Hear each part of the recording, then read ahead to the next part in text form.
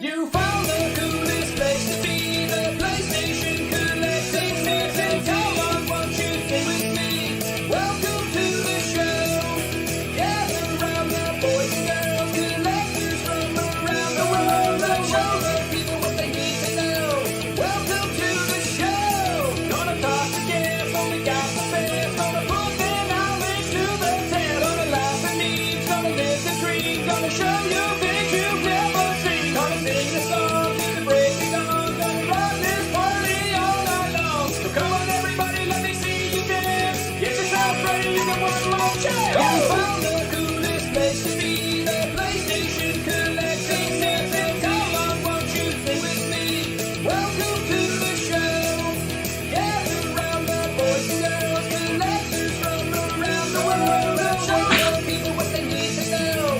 Welcome to the show. Welcome to the show. Welcome to the show. Welcome to the show.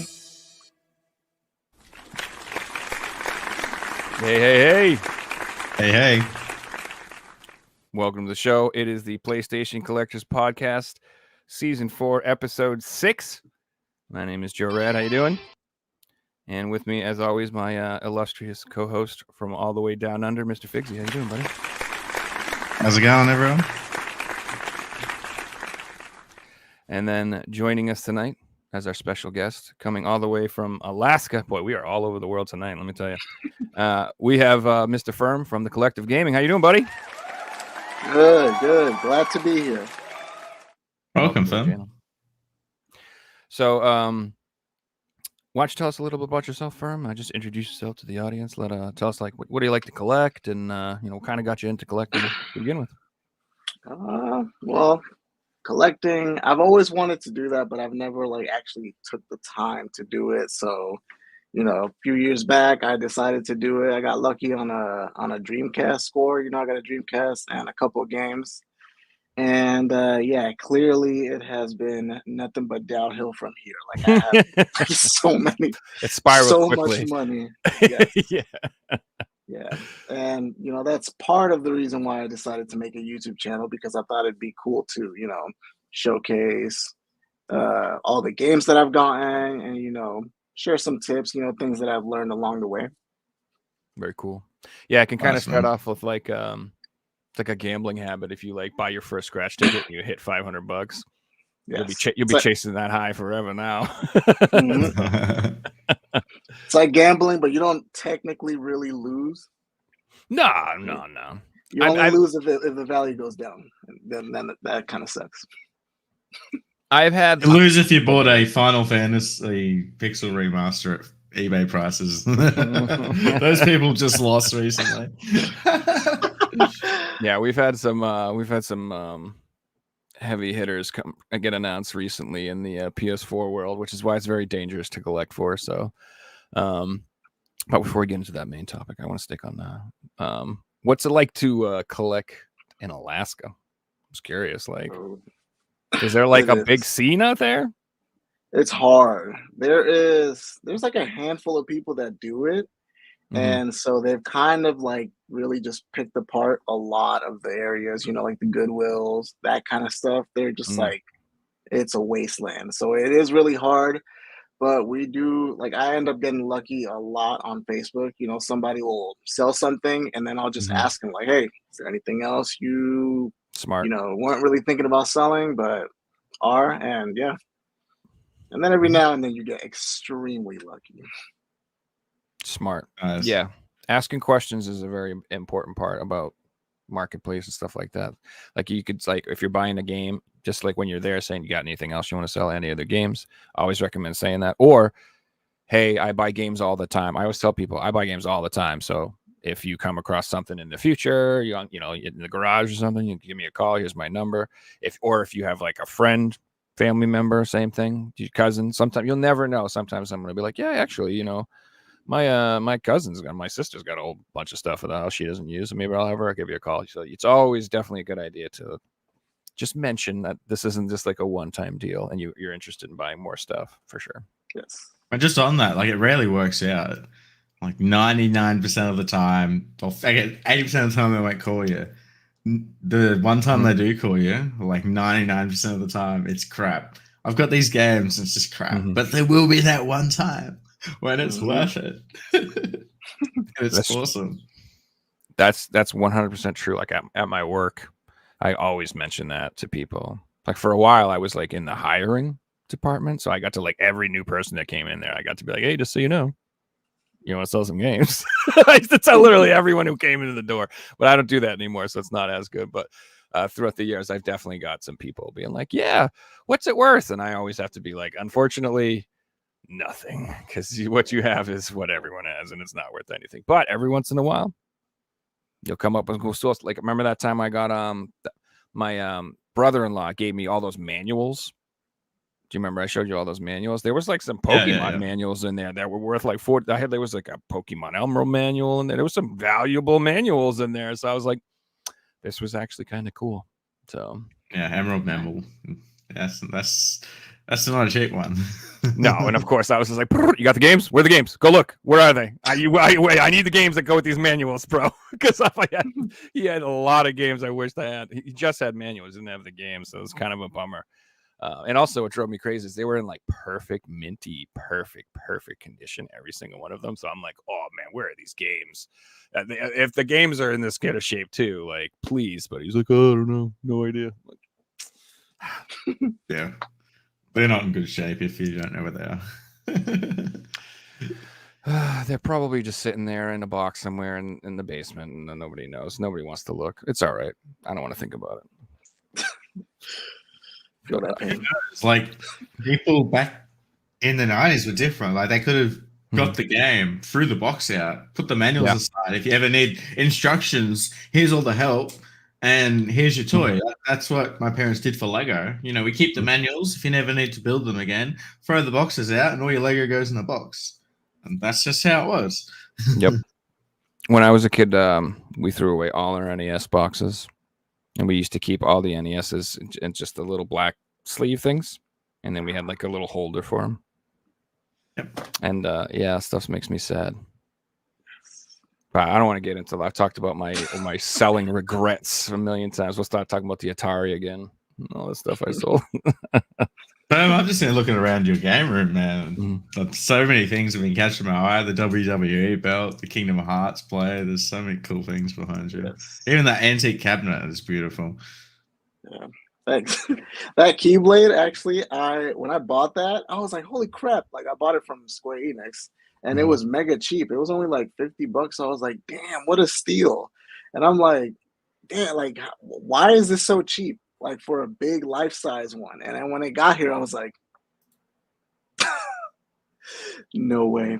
The store where I used to live actually do sell life-size ones, but they're like 200 Australian, and then if you were to ship it to the US, it'd probably be like another 100. But if you want me to organize it, I could probably organize you one. So.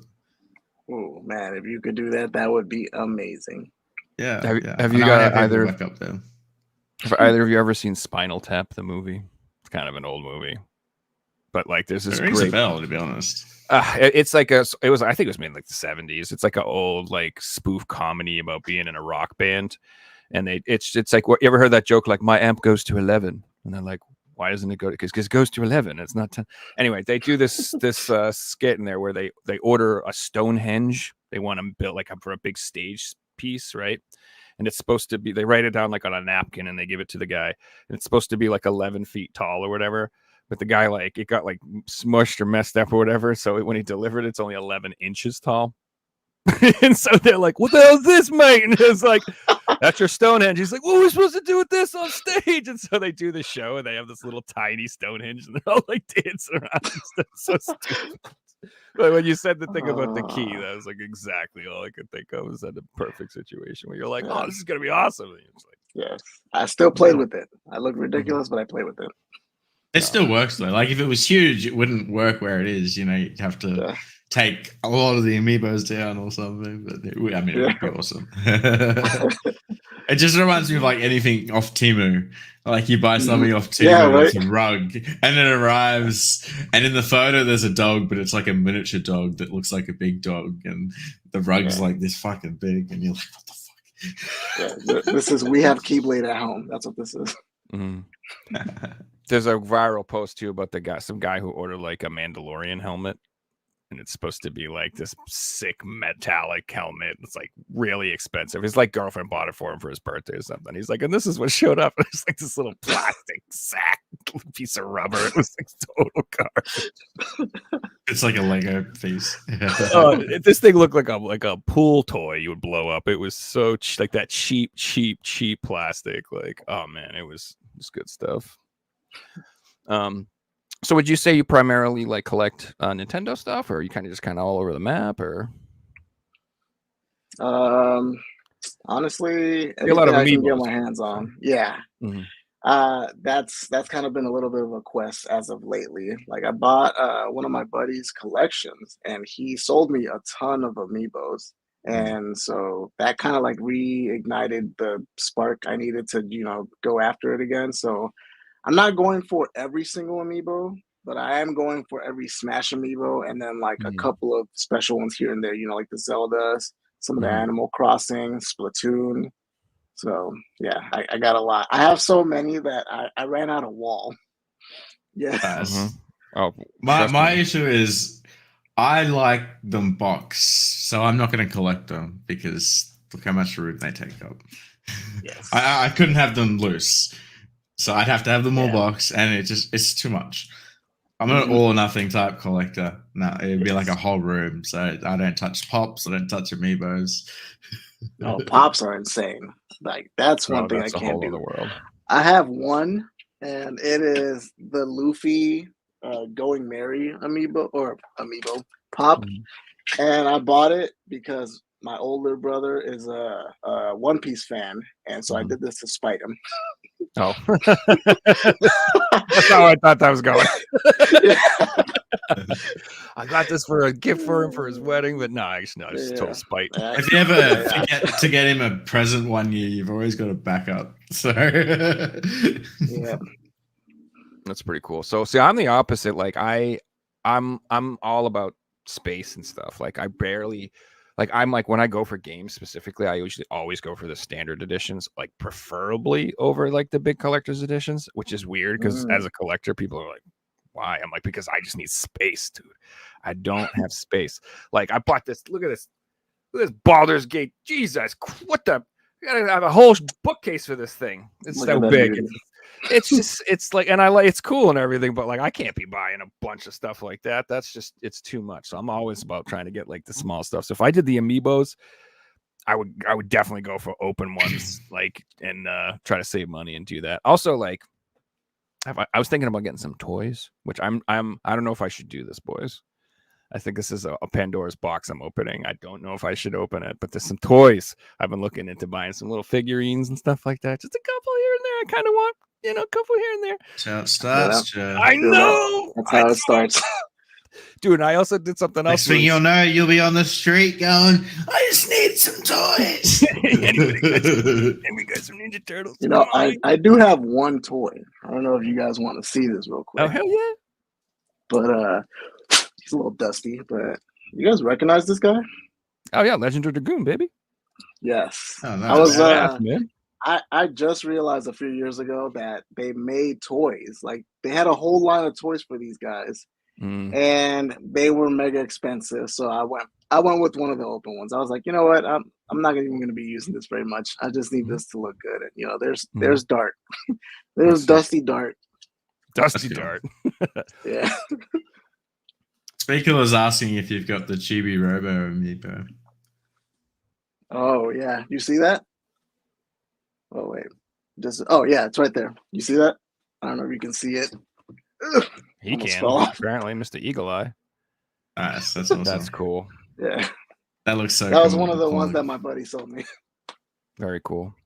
So I think you have that's a reasonable approach to collecting stuff like that. It's like trying to go for the full set of stuff. It's awesome. Don't get me wrong. It's if you're committed and you're on that journey, God bless you. I admire the effort. But like for me, a lot of the times that's overwhelming. So I just I'm like you said, you're like, I'm just gonna get all the Smash ones. Like that's what I would do. I do stuff like that. I go for like little subsets, or like I build like a list in my mind of like a complete list of what I want to get before I start collecting it. So hopefully I don't go too crazy.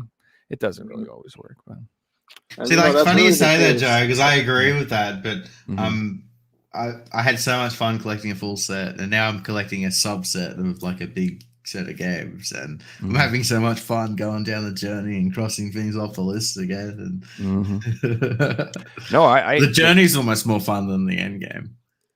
Oh, it is, especially with full set, I think, because like every like a lot of those games that you pick up, it's fun to get them, but then when you have them, you don't really want to play them. You're like, this isn't as fun owning them and not. But it was fun collecting them. So, like you said, it is more about the experience. So. Yeah, I had fun buying SingStar games. I don't have fun looking at them on the wall, you know. Huh? Oh, you have no idea. You should see. I had 80 SingStar games for PS3. I have the full set. Yeah. They made 80 of them. They made more than that. What? Yeah, and then all the Buzz games. Don't forget all the Buzz games. Yeah, it gets worse. And yeah, so he collected a full PS3 set, like at one point, like worldwide. He had like full PAL, and then would you have like even like Asian English exclusives and like American everything that was English. So every English release in the world. Yeah. How many games is that? Like, it's hard to put it in a number because everyone's like, do you include the Game of the Year editions? Do you not? Do you include these? Do you not? So variants. I had 2,300 PS3 games at one point, like no duplicates. Everything was different. It's now down to it'd be hard to put a number on it. Probably between like 15 and 1,700 today. I sold off a lot of stuff. I sold off a lot of like. I was variant collecting, so I was buying like all the variants, and I got to a point where I didn't enjoy looking at like 5 games the same on the shelf, even though they were different. You know, the average person would come in my game room and be like, "Why do you have 4 of them?"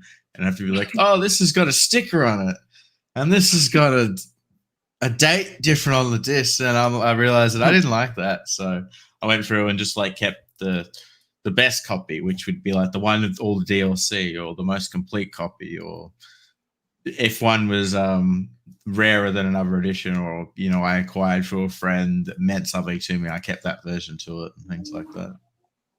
Oh Jesus! Instacritic's got a point here. Whatever you do, don't get the Lego book. I can't afford Legos, Instacritic, so that's not a problem. I learned about Legos when I was a young lad. I remember when I was a young child.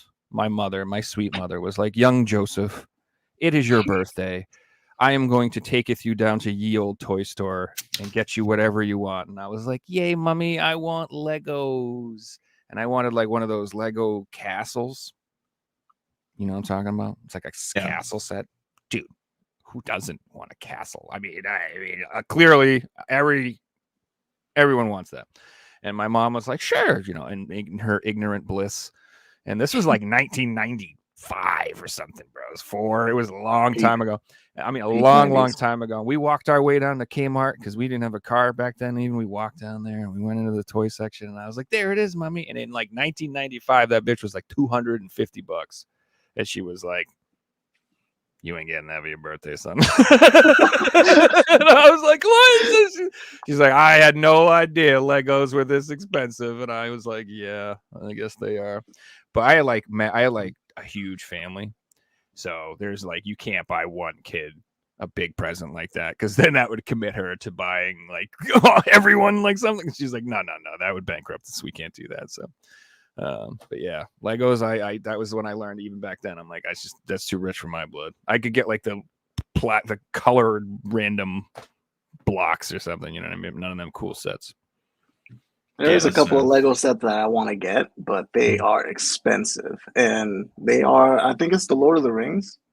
So yeah, it's, man, like, holy cow, that one, and then the Zelda one, and I think they're like 300 plus. So yeah, I don't know if I'm gonna be getting those. I don't know if you guys ever had this, but when I was a kid, most of my Lego came from our neighbors, because they had older boys that were like, you know, 5 or 6 years older than me and my brother, and they were 2 boys. And when they got to a certain age, they just gave us all their Lego, and it was like Christmas times like 100, because there was like multiple sets in there, and you know, it was like, oh, all this old stuff. And yeah, we just, you know, I just grew up assuming that Lego was awesome because I had this massive tub and always figures, and Mum still got it and won't let me touch it. And she's like, if you ever have kids, they'll be playing with it. So yeah, I'm also I don't know if I'm creative enough for Legos. I don't know. Same. I'd rather just play a game, being honest with you. I get frustrated after the first few pages. Floodgates are not open for toys, Mr. Nuts. All right. You know what else I did though, which is dangerous? Is like I was like, I don't have any comics, and like I like comic books, and I like comics, and like, but it's like for me, like in my realm of nerddom, it's my like Achilles heel. It's like my weakest realm. Like I like comics, but I know like very little about them. So I was like, you know what? There was one that I loved, and I'm gonna start picking them up again. So I bought like a bunch of Lobo comics. Do you guys know who Lobo is? Lobo? No. So you will, I think. I'm pretty sure Lobo is going to get his own movie in like a couple years, because I'm not gonna watch that. Do you think I watch movies? Come on, John. Well, I usually if there's a video game spin-off, I'll know about it. So what's the guy who played Aquaman's name? What the hell's wrong with me? The big dude there who was Khal Drogo in Game of Thrones. What's the matter with me? You know what I'm talking about? You know that dude? Yes. Shoot. The Everyone should know that guy's name. I don't know his name. Anyway, that dude, supposedly he's not going to be Aquaman anymore, and he supposedly is going to be Lobo, which is a great casting job because he does kind of look like Lobo. But like Lobo, Jason Momoa. Thank you. Jeez, yeah, it's like it's like not knowing The Rock's name. I don't know what was wrong with me all of a sudden. Anyway, Jason Momoa. So Lobo, he's just like I don't know. He's just like a really rude, loudmouth biker from outer space, and like all his comics are insane, and he's just like they're crazy violent and just insanely over the top in every possible way. Like the plots of the comics are mad. It's like very much, yeah. See, Mario Mariko, like DC's Deadpool. It's very, very similar. It's like kind of like this super edgelord. You know, it was when I was 12, it was like the coolest thing in the world. You know, I was like, this is really cool. Like it's probably not now, but either way, I was like, I love that comic, and I used to have a bunch, and I don't have them anymore. So I decided to pick a bunch of those up, and they're really cheap. And there's not that many. I looked into it, and I think there's like maybe like 60 of them in the regular run. And then he has like a little appearances here and there, and none of them seem too expensive. So I kind of jumped on that a little bit, and I ordered a bunch of those. And yeah, I think that's going to be a good investment, because I feel like once that movie comes out, people will go, who the hell is Lobo? And it will not that I don't think these will ever be like super valuable comics or anything like that, but I do think the interest will peak a little bit, and they'll be more expensive. So I'm getting them now. Like I'm rich. Cheap. Well, you know how it is with the Deadpool games. You saw that, how the Deadpool movie came out, and all of a sudden the games are insanely expensive, and you know, I don't know. I feel they'll come back down again, though. It's just like there's always an initial spike, and then things come directly back down once everyone realizes that they can't sell their copy for that price and things like that. Yeah, and I don't think that's a particularly rare game by any means. I see it quite often. It did get one print run, and they lost the licensing, so it won't get reprinted. So it does tick the boxes of like Godzilla and things, but I'm sure that one print run was a lot larger than, you know, the average game. It was Deadpool. I've seen so many PS4 copies in the wild. Like compared to Godzilla, for example, it's a 10-1. You know. Speaking of things that have lost value, back to we were talking about earlier. Hey. I mean, this isn't a surprise. No, I've mentioned it like 400 times. Every time it gets mentioned on the show, I'm like, it will be reprinted. Just wait. It'll be reprinted. It's Square Enix. They reprint everything. They still sell PS1 games. And look what happened. They reprinted it. Not even a year later. Like, come on. If They you've need to bought one on reprint the eBay for collector's edition. $1,000, then you got something wrong with you. Like, seriously. If you're spending more than $200 on a PS4 game today, and if the game hasn't lost the licensing to it and it doesn't tick all the like boxes of this can't be reprinted, blah blah blah, then just fucking wake up to yourself. Like, don't waste your money. Just have some patience. If you wait a couple of years, it doesn't get reprinted and blah blah blah, it'll still be the same fucking price. It'll still be on eBay. Like, just have some patience, you know. Mm-hmm. What were you gonna say for him? So is that all it is? Is it just a reprint? And It's if not a that's the reprint. case- It's not a reprint. No, it's a different edition. So the original one, I didn't have a picture of it, but it just has the special logo on the top. It has the Final Fantasy Remastered, and then it has the ESRB on it, the regular one. But this new anniversary edition has there you go. It has that Anniversary little edition. Yeah, so you see that like Hello. text underneath the guys that say anniversary edition, blah blah blah blah blah blah. It That's also includes the stickers and stuff, but Mhm. which people who bought the original copy will love because it separates it from this. But Mhm. it doesn't. The original copy's only expensive because people couldn't get their hands on it. And now that people can get it, no one's going to go and spend $1,000 on that copy. So it's not worth. Oh, it'll be expensive still, but it won't be worth. It'll lose like 90% of its value. I bet. No, I like, bet the only people you could sell it to is people who are in for like variant collections and full, Final Fantasy collections and full. It is like a 0.1% of people who actually wanted it before. Like, if you're sitting on multiple copies thinking that you're still sitting on, money, you're dreaming. You'd be lucky to get $200 for it in a couple of years. You would right. Today. If you sell one today, you'll still get $500 for it because people will be like, "Oh, I'm getting a cheap one." But in 2 years' time, it'll go for, I guarantee you, like the same price as the regular copy. Look at Class of Heroes 2G. ABC variants used to be like $300-$400 games. Today, it sells the exact same price as the D variant, which has like a way bigger print run. No one cares anymore, Yeah. No, I mean the reprints of Berserk lower the value of that game, and I mean you're right. On Titan 2. We can go over tons of games. Look at the Atelier games on PS4. No one's going out buying the original versions when the reprints are brand new, sealed at Video Game Plus. It's true. But just goes to show you that collecting during the current life cycle is risky business. And I think now after the 1001 Spikes announcement and then this announcement, maybe people will cool their jets a little bit and relax. Like, I know the FOMO is strong, but just cool your jets a little bit. Cool your jets. Like, did you see Mr. James Johnson got that exclusive PS5 game that's like unreleased? Did you see that? He showed that off on his show. He got a copy. I didn't see it, no. Yeah, he got a copy of Habroxia on PS5, which isn't out yet.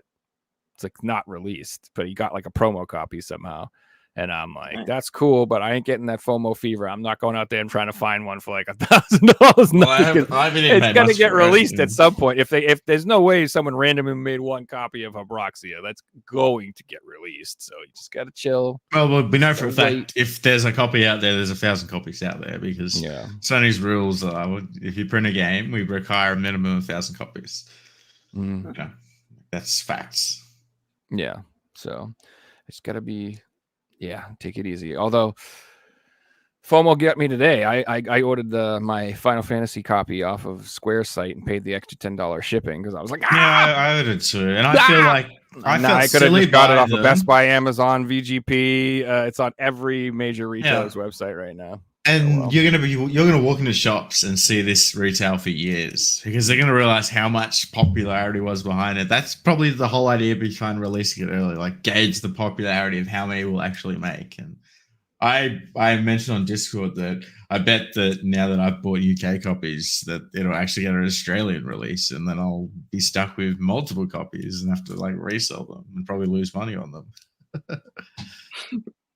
I will say this though, I was impressed that even still, like, they sold out on Square's site in like 10 minutes, dude. Did you guys see that? It was Yeah, nuts. I was in the checkout. It was like and my maybe fucking 15, order 20. disappeared. Yeah. I had to change copies. Yeah, dude, it was sold out. Like, I couldn't even believe it because at first I didn't like they said it wasn't like limited, and they were even going to say like it was a retail release. So I feel like people were like, "Oh, cool. Well, let me just finish this sandwich here, and I'll go get my wallet." And but that sold out. Joe, this is what happened to me. I was asleep. And I heard a notification on my phone, and it was a weird notification. I freaked out and notified everybody. I was like, everyone. "Ah!"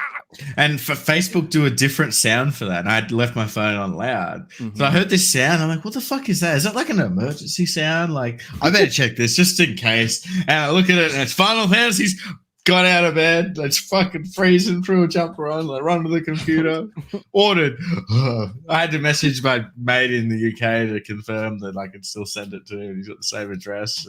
Because they didn't do shipping to Australia. Like, if I get a US copy, I'd either have to send it to you, but I wanted a UK copy so I could send it to the UK, Ireland, Jersey, Guernsey, or Isle of Man, and that was it. I guess I'm the only one that just looked at that. Oh my god, it's on EV like, Games. It's coming to Australia. I should just cancel my pre-orders. I wonder if they'll let me do that. I'll email Square and try and cancel it. I want an Australian copy. That's what I collect. Yeah. It's just FOMO. I had that FOMO moment of, this is $1,000 game for retail price. Yeah. FOMO. I had one of those moments where I'm like, I don't have time to think. Literally, that's how I felt. I felt so pressured. I'm gonna miss out. I'm like, what if I miss out again? And these sell out immediately, and they're selling for $1,000 like the other ones. And I was like, I was sitting there telling everybody, like, "Hey, everybody, you can order it now." And meanwhile, while I'm telling everybody it sells out, I was like, I couldn't. I had to buy it. So I did too. I ordered a Switch one as well, and I got a Switch copy sitting right here. You know. Oh, come on! I didn't do that. I already have that. I have the Japanese Switch copy. I'm cool with that. I'm weird about my Switch collection. Like, I'm like real OCD about my PS4 collection because that's like my primary focus. And I treat my Switch collection. It's impressive, and I have nice stuff. But I'm way more lenient about which edition I have. If it's Asian copy, the English, I don't care. Japanese copy, like, I don't care as long as it plays in English. I'm happy. I don't really like collect as seriously for it, I would say. Like with that, you can't tell. My Switch collection looks like yours. You can't tell a PAL and a North American Switch collection apart from the spines. They look the same. Mm-hmm. You can't tell a Japanese. Oh, you can tell a Japanese collection because the titles are in Japanese. But that's the only thing that sucks about having a bunch of Japanese games. It takes a long time to pick the game out. I'm like, is this one? Is this one? Is that one? Is this one? No, I don't know. I saw my Japanese games in alphabetical order, so like I just look for the game, you know. What the hell does that mean? Alphabetical? What? You think I know the alphabet? If I knew the alphabet, but I store them with the other games, so I go to the A section and pull out. Oh, so like if you had like Mario Kart, you would put it in the M's, so it would be. Yeah. Like, so my PS3 games, there's 100 Japanese games mixed with all the games. So if you ask me to pull one out, I'll grab it for you instantly. That's impressive. I also like memorized what a lot of the spines look like because I'm like that. But hey, I don't have that type of commitment. I can see you right now just studying them like just for 6 hours straight. Just yeah, that's. So another reprint that I was going to bring up last week, I actually just forgot about, is I don't know if you guys saw that Scorn on the PS5 had gotten really, really expensive. This is like a pretty new PS5 game, and it sold out in most major retailers, and it was selling for. I hope I didn't mention this. I don't think I did, but either way, VGP announced they had doing a reprint of this game as well. It's like $40, like 59 or something. Yeah. Yeah, it's the regular version or the steelbook. The steelbook. That's the only version. There isn't just a single version of it. Yeah, it's going to be the same version as this, exactly the same in every way. I think it's like you said, with that reprint in mind, it'll always be $59 now. You know, and to me, I'm not really interested in the game, so I'm probably just going to pass on it. I tried that game, and yeah, it's a game. It's a game. It's I've heard really mixed things about it. Like it's one of those games where visually it's very impressive, but the Yes, actual and game disgusting. is like not that great. That's what I've heard. The gameplay is not that great. Yeah, when I booted up, like I played the first 10 minutes of it and I didn't know what to do at all. Like it doesn't tell you anything. Mhm. So, and I didn't feel like looking it up, so I was like, well, I guess I'll just play something else right now. That happens. So I'm obviously back into collecting again, but I'm finding it hard to collect PS5 games. The only games I bought recently, and I've got one to show today, is a game I'm going to play, and I'll probably sell it after I finish playing it. Because I don't know if I'll collect PS5 games yet, and I don't know if I'm interested in it. It's just one of those things, everything that I love about collecting, it just doesn't really do. And, I'd be hypocritical if I just got into a system that, manuals aren't a thing, and, downloads for a lot of the games, and just all these things that I don't like about collecting. I'm so much more interested in looking at old games again. And, PS1, 2, Wii, DS, 3DS, like PS4. I'm still loving looking at those games, but I went to like JB Hi-Fi this week, and I'm just so sad at the selection in there. It's just new games. That's it. A couple of PS4 games, like no pre-owned games anymore, and it's just a sad selection. Like really, really. I used to love going to these shops, walking out. I used to walk out right with more games than they fucking have in the whole shop. Like every weekend, I'd walk out with like 100 games. I don't even have 100 games in there anymore. Wow. Yeah, I like watching like those videos on YouTube where people are like this. They're like, this is when I went to GameStop in 2002. And it's just like them filming GameStop in 2002, and you look around, you're like, damn, look at all that. It's just like packed to the nothing but games. Gold. Nothing but games. And handhelds, and it's just all over the place, and cool kiosks, and people like, and all the games at the same price. Happy kids shopping with parents and stuff like that. And it's just, I don't know. I mean, I'm sure GameStop still has moments, but like you go in there, like you said, nowadays, and it's just like this dirty old building with like 5 cases with Sharpie on them. No, and that's all that's in the place. You know what I mean? And you go in there today. It's still a big shop, and there's a clothes section. There's an amiibo section. There's a section for like board games that are like video game related, and then they have memorabilia that's video game related. They have posters. They have all this like video game related stuff, and then they got a couple of video games in the corner. And there's more fucking cards in these shops than games these days. Like, speaking of them, I did want to talk about this as well. R.I.P. Yeah, this is sad. So what happened to it? So when I think of GameStop, one of the first things I used to always think of them is always asking you if you're a rewards member and blah blah blah. And I was a rewards member for a long time with them, and if you buy and sell a lot of used games, there's a ton of value in that. But honestly, the primary reason that I used to sign up is because it always came with the free subscription to Game Informer, and I enjoyed Game Informer. I liked it. I mean, it, like all games journalisms, it had its moments of like clickbaity stupidness, but that's just part of the game. Like, it's just part of the game. Like, so I've tried to explain that. Like, people are like, I can't believe these people say it's outrageous. I'm like, they're doing that to literally make you upset and click on it. Like, it's the only way they can generate traffic. It's just a game, guys. Like, so if you fall for it, you get upset, it's your own fault. They don't believe it either. They're just laughing about it. It's a big joke. It's just a way to make money.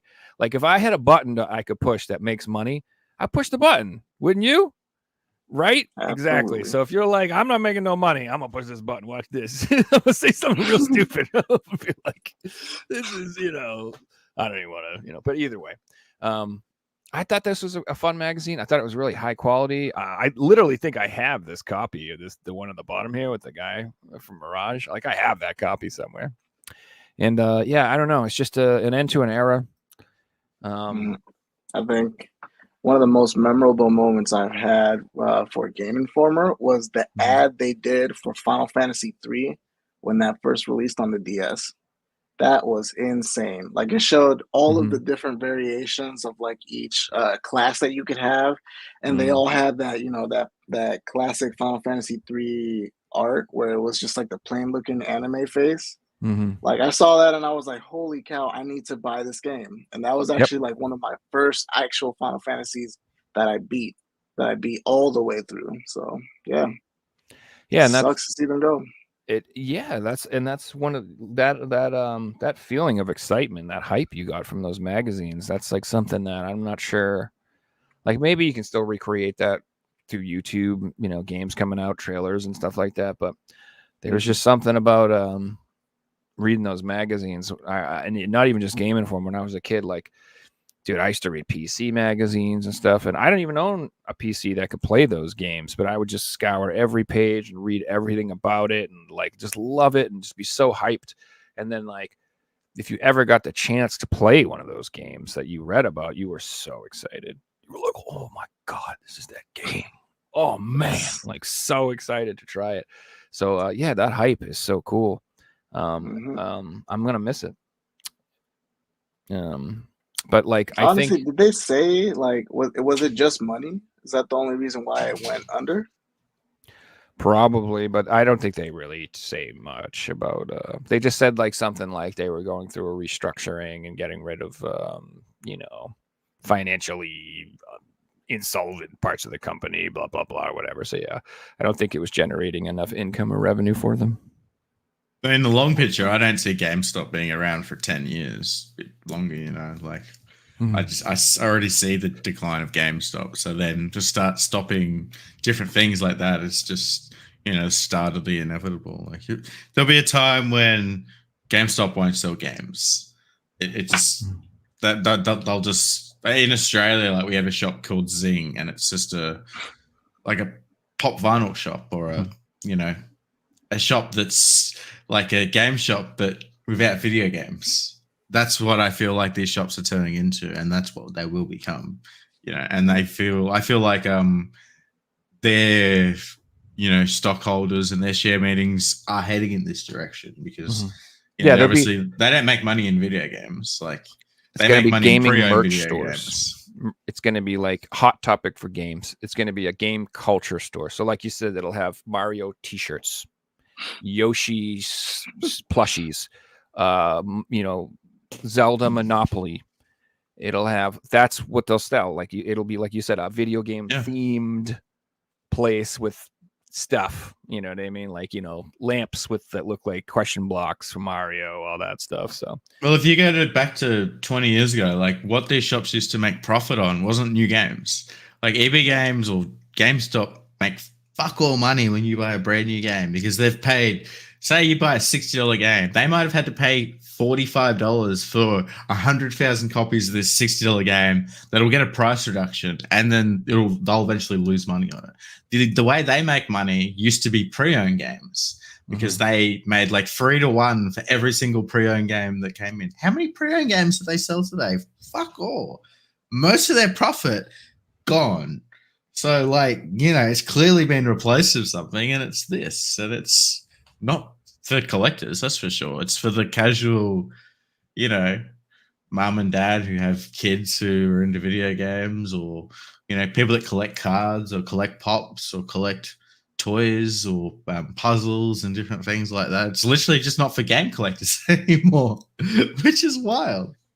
I want to know how that conversation went because, like, I can't think of owning a company and then having video game makers come up to me and they're like, "Hey, I want you to sell my game for pennies on the dollar." Like, who would agree to that? That doesn't benefit GameStop at all. Nintendo doesn't. They're like, my game's but $49. the problem is if they say no, and it's let's say it's Call of Duty and they say no, and Call of Duty goes, all right, we'll only sell in Walmart.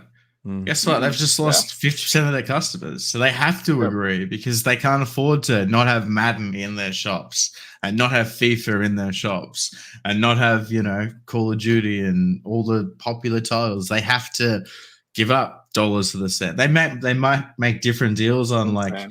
indie titles and titles like RPGs that only get one copy and are exclusive to GameStop. They might be making more money on those type of games. I don't know, but when they're buying big games, it can be like, you know, $45 a copy for 100,000 copies and things like that, especially for sport games. Like, they hate selling sport games because they have to buy a certain amount, and there's a point where they start losing money on them, and it happens every single year. That's why sport games turn into $1 games. Insane. Yeah, that's I was gonna say too, like about maybe that's why they like don't stock games. That's like, what, did you pre-order it? Because that's the new answer when you go, and if you go, do you have this game? They go, did you pre-order it? I'm like, no, I just expect you to, like, I don't know, sell video games here. You have any? They're like, no. It came out this morning. Yeah, you have to pre-order everything. And maybe you hit the nail on the head, Figsy. That's maybe they're just like, we don't stock these games because they just sit on the shelves and they get discounted, and then we're losing money on them. So it's better to just have maybe, like you said, one copy and tell everybody to pre-order it, because then at least we're just selling them at the demand that they need to be. Another point too that like this was a funny comment by Turner when they were like trying to, you know, turn people onto like a digital magazine. I just don't think a digital magazine or like even like a standard website these days is a lucrative or a reasonable business strategy when information is just so much more palatable and easy to digest in video format. You know what I mean? Like, I would rather watch 3 YouTubers talk about video game news and like little 10-minute blips than sit there and read a bunch of articles about video games. Just me personally. And I like to read. I'm not like words are hard. Words are for nerds, bros. I'm not like, I read books. I like reading. That ain't the problem. I'm just saying it's just time investment. Same for game reviews. I don't read game reviews. I watch videos. Yeah, or even walkthroughs. How often when you go to do a walkthrough these days, do you go and read like those or you just look up a video? I actually disagree with you there. Go right there. Because for trophies, PSYP has the best trophy cards in the world, and I always go to his before I go to YouTube. Sorry. He links videos under every single one, so you don't need it. Oh, I mean, as long as, what I'm just saying, like, video. But I agree with you otherwise, you know. It's like just more accessible, I think, and like easier to deal with. It's just preferable for most people. So I just think, like, if you're going to try to go from a physical magazine to an online thing, video is how you do it. Like, you need a branded video. Like, you know, I bet that IGN makes more money off their YouTube channel than they do off their website nowadays. Yep. Mostly because their website doesn't work. Mm-hmm. Yep. James agrees. You gotta pre-order it to get it, unless it's a AAA game. Yeah. Which is wild for someone like you, when like the shop would know you're going for a full set and need every single game. You could just be like, I've got one customer that is going for a full set. I'm just going to make sure one copy of every single game comes into my store, because I know that they'll be sold eventually, you know. So something else I wanted to bring up, that speaking of things that just came out that you can't buy, which I was shocked about this. I don't know if you guys saw this. Probably not, because no one else gives a shit about VR but me. But the PSVR 2 PC adapter came out today, and that bitch is sold out. Sold out on PlayStation's website, sold out on Amazon. I think it's sold out on Best Buy. Like, I looked, I didn't look everywhere because I was like, well, I'm sure it'll come back in stock or whatever. But yeah, this thing is sold out. You can't get one. I believe there is a workaround for it, and I'm just going to find the thread. Mm-hmm. So yeah, I saw an article about that said some people were able to get their it works perfectly fine if a TP link Bluetooth adapter. So you don't actually need one. I had to be some sort of special video card or something, I thought, or something like that. You had to have a special port on your graphics card. I don't know. The article I saw said you had to hook it up to your graphics card directly or some shit like that, but I don't know. But there is a workaround around it. There is, yeah. So, but regardless, whether you can do that or not, I feel like the PSVR 2's kind of had like a little resurgence lately. They did that sale where they dropped to $200 and it sold out like everywhere. Type C on the GPU. Yeah, that's what it is. You had to have a specific connection on your GPU. But I think you even said there might be some special, like, there was like, God, I wish I could remember what I read. It was like you had to have that, and then it had to have some certain, like that TP link or something, like you said. There was some sort of other thing it had to have, some sort of protocol that was a standard that is no longer a standard. So you may have it or you may not have it or some shit like that. I don't know. So people who know what technology are probably like, this guy's so dumb. I'm like, yep. There's something and there's something and there's You need to something. have the little magic elves that make the cookies in your computer, and then they fix that shit, and then you play, and you're good. That's about as technical as I get. Bottom line is there is a workaround, so Mhm. try that before buying one. Yeah, for sure. But I mean, if you can't afford 50, 60, if you could afford the $500 PS5 and the $500, Well, it's not gonna be 50, 60 if they're sold out. It'll be 120 because people are gonna flip them. No. That's Just the problem. Just wait. There's no way that this is gonna be hard to get sold out or anything. Like, they're going to restock these. There's no way that this was like one batch and done thing. They're probably just shocked. Like, they're probably just surprised. Like, the demand all of a sudden for PSV VR2 has just gone up in the last 2 weeks like crazy. Like, all of a sudden there's all these new people getting into it who just bought all the headsets. I've seen all these people posting online like, what game should I get? What should I try out? I see all these people being like, hey, this thing's pretty nice, actually. This thing's pretty good. I'm like, yeah. Everyone's poo-pooing on it like 2 months ago. Like, it's dead in the water. I mean, it's like super discounted. Well, it's $200 off. Yeah. Not anymore though. That's over. Like that it was a temporary thing. So it's back to regular price.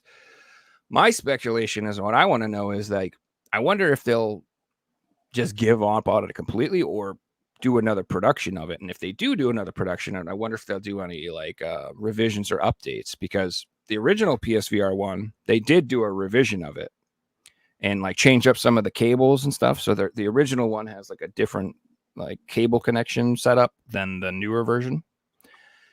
Not that this one, the newer version is just one wire, so it's not going to be like a cable revision. But I'm curious if, like, what if they did do another version and maybe made a wireless one or did a better, I don't know, fidelity one or something like that. I'm curious if they're going to actually produce more of them or just give up at this point. What do you guys think? Well, I think it comes back to the whole, like, is Sony going to continue developing games for it again? Like, that's a big thing, I know we're getting third-party games, but Sony announced that they've stopped working on the PSVR. Like, with this whole they barely did anything at all for games, like the whole time. Well, exactly. There's like, what system selling games are there for the PSVR? I can't name one. There might be one or two out there, but it's just Call the Mountain. Yeah, call that one. And then there's a new God, I can't remember what it's called. It's like there's a Metro game coming out. Do you know that Metro series, like that Russian FPS game? That looks really good. And that's about it. It comes down to, like, it's a push shove. If they want consumers to spend money on this system, they got to put money into developing good games that people want and will sell systems. There's good games out there, but it's like a new Tomb Raider or a new Spyro, or something that, like, grabs people's attention. A Ratchet and Clank game that's only VR. It might only be 10 hours long, but Tomb Raider VR would be awesome. That's a good idea. That would be a cool game. It would. You'd just be looking down the whole time. Like an Uncharted VR or something. Or doing this. Shock. Oh, man. Check that out. You've been playing for 10 hours and you haven't left the starting area yet. Hey, still in the tutorial. Right? What are you doing? Gosh, that's so funny. Walk out covered in sweat. I'm kind of like, I have mixed emotions when it comes to VR. Because I like the technology and I like the fact that a lot of people are buying into it. But at the same time, I do kind of feel like the resources that are going to the VR could be going to, like a PlayStation Portable. And the fact that they're not doing this now, especially after the success of the Switch and how there's like the Steam Deck, the ROG Ally. There's so many different like portable PCs out now. Yeah, There's a handhelds are hot. humongous market. So like the fact that Sony doesn't see that literally blows my mind. Well, they put out the PlayStation little portable thing. Yeah, they've probably just ticked the box on that and moved on. PlayStation Portal. That is a professional dust collector.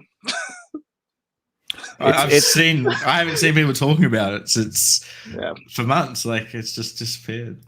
I bought it and I made a review on it, and I mean, some games it works good, and then other games that you think should run very well, like Spider-Man, it's got a bunch of lag in it, so it kind of sucks playing with it. It's totally useless for shmups. Like anything that requires like Twitch timing or like low latency, don't try to play Punch Out on it or some shit or whatever. You know what I'm saying? Like it's What's it good for? Like visual novels. It's great for RPGs. It's good for like Hogwarts Legacy. It's good for games like little action games like that. That's probably be good for Dark Souls when you need perfect timing and stuff. But if there's latency lag. So it's not like so bad that you can't play games or everything, but like it's inconsistent though. I wouldn't play Dark Souls on it. I wouldn't. I only use it for games where I don't care about latency. I tried Dark Souls on the Switch and it was terrible. So I assumed if it's a similar experience to that, it's not playable.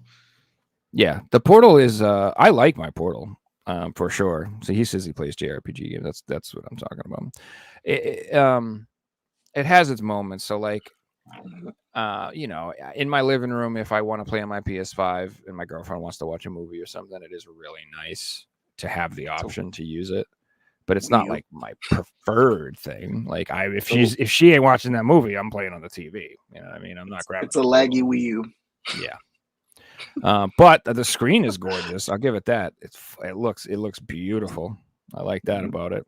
But like you said, it's just it's shocking to me that they left so much money on the table by not doing that, because this big Switch collection would be significantly smaller if they had a PlayStation portable handheld alternative like that. Yeah, dude, I love the Vita.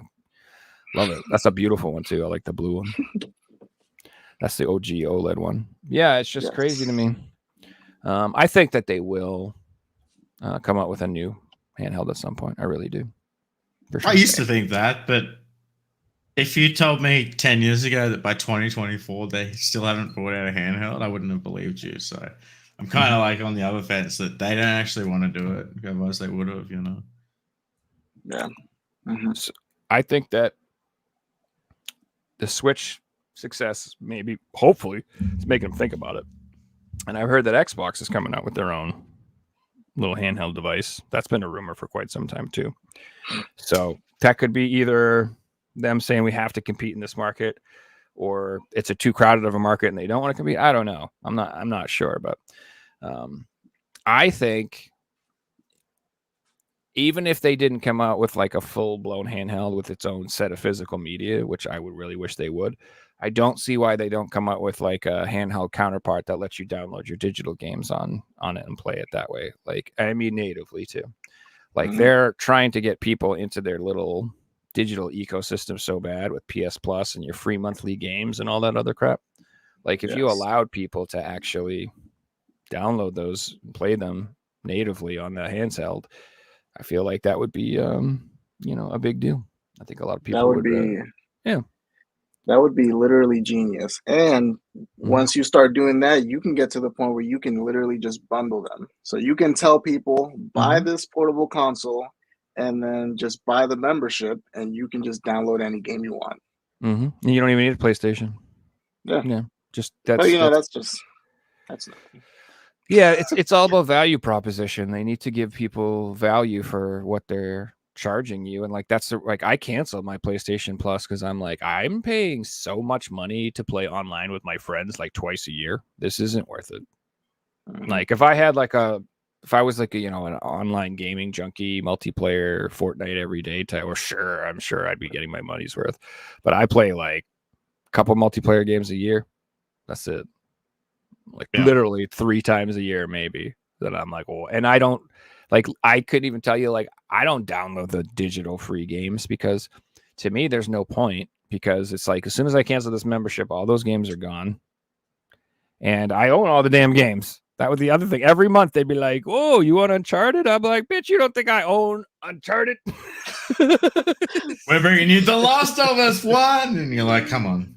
Yeah, I did get that, Joe. I recently did download it again for Elden Ring, and it wasn't to play online, but they have like a system in the game where if you have to be online, you get to see like messages that other players have left, and that's something that I think is just organically amazing in that game. And it was when the DLC just dropped, so I'm like, I have to see that because I can't just not have the messages.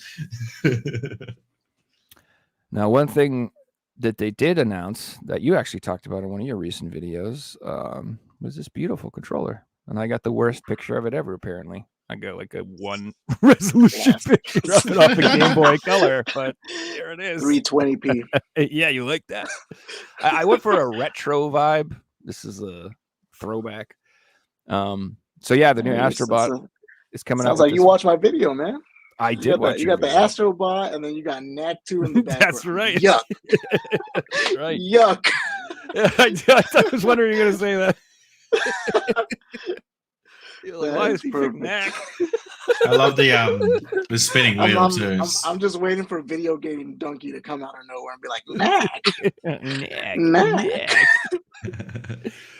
It's a funny meme, but I like Knack. It's a good. Knack's fun.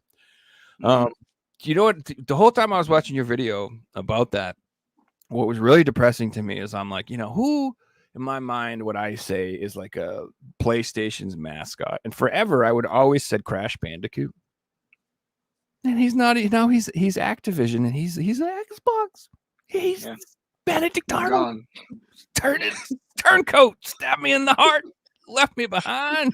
I always feel like PlayStation never had a mascot. PlayStation always had, like, if you look at the PS3, there was like 10 mascots. They couldn't pick on one. They did a competition to have everyone vote for them for the PlayStation All-Stars Battle Royale, and they ended up having 8 winners, and it was Drake from Uncharted, it was Sackboy, it was Kratos. Kratos would be more cool. of them. They're not coming to me. But like, you can't really narrow it down to one. But I kind of get where Sony are coming from. Like, we're not just one, because you get all these games on PlayStation. That's you do. like you get Ratchet and Clank, and you get Jack and Daxter. You get there's a lot of contenders for mascots, I'd say, for the PlayStation for sure. There's no Mario. There's no clear. Correct. There's no clear, definitive, one. Sackboy was it for a while, I'd say. But I would love for Nathan Drake to win that, because you have all these creative characters made, and then you just have a regular American man. Like, he is just a bro. Like, he's not very mascot-y. Like, that's I wouldn't vote for him as a mascot. You know what they could do though is they could get someone in real life to represent the mascot pretty well. Right? Here's our mascot. It's just some regular dude. Nathan Drake for president. Mario ain't gonna be running. So his video, guys, he was basically comparing, whether like Knack or Astro Boy was like the better mascot between the two, and it's a really good video. You guys go check out his channel. So it's good stuff. Yeah. So your channel was when I came across it, was one of those channels where I'm like, your production and stuff like is like really good, and like your videos, like you seem like a 250,000 sub channel with like 2,000 subs. So I'm like, damn, that's how I felt, like, honestly. Damn. And I just saw that you got monetized or whatever recently, right? You got the partner programs. Congratulations. Hold on, I don't even get a button for that. Right? Do I have the button? Hey, congratulations. Yeah. This isn't like the full monetization. So like, I just hit 3,000 watch hours, so I can get like super chats and memberships, which is cool. I mean, just that alone is amazing, but we still got a little ways to go. The way we're trending, we should be able to hit that last 1,000 hours by the end of the year. So yeah, I'm excited. I would recommend starting a podcast, Because Yeah, if you ever want watch hours, right? Bro. I got like 111 subs and I had 25,000 watch hours this month. What? Yeah. No And way. I'm like, and I go, I don't get paid nothing. Dang it. I'm doing this all wrong. You know, I was Put also I thinking need the to put same us some thing top about tens you. or some shit. Damn. Yeah, I was also thinking the same thing about you because you know, like your podcast is really good, and on top of that, you've had some really big names on your channel. Like that's insane. So I'm like, dude, how do you not have over 100,000 subscribers right now? It's a travesty. I don't know. I mean, the problem is Joe jumped onto my channel and I just stopped making videos for a while. And then Joe doesn't make videos either. So it's like, you can't just have a podcast. You need to make YouTube videos as well. But I'll save it for my pickups, but videos are coming back to the Figsy Games channel. Nice. Sweet. Yeah, I'm going to start making like really clickbaity, controversial rage ones. Just be like, the NES is the worst game console ever made. Anyone who collects for it is dumb. All your opinions are wrong, and this is why. Let me tell you, it's not about Xbox or PlayStation. It's all about the ColecoVision losers. I'm gonna start making videos like that and just rage bait my way to the top. Right.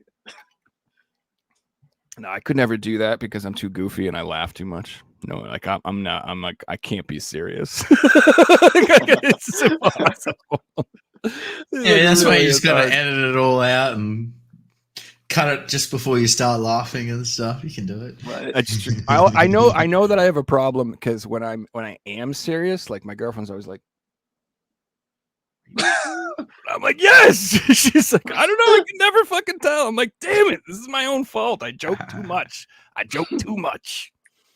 Like she knows, like she asked me a question, like my first two answers are throwaway answers. She's not going to get the real answer. She's like, what do you want for dinner? I'm like, steak, fillets, lobster, and, rack of lamb. She's like, uh-huh.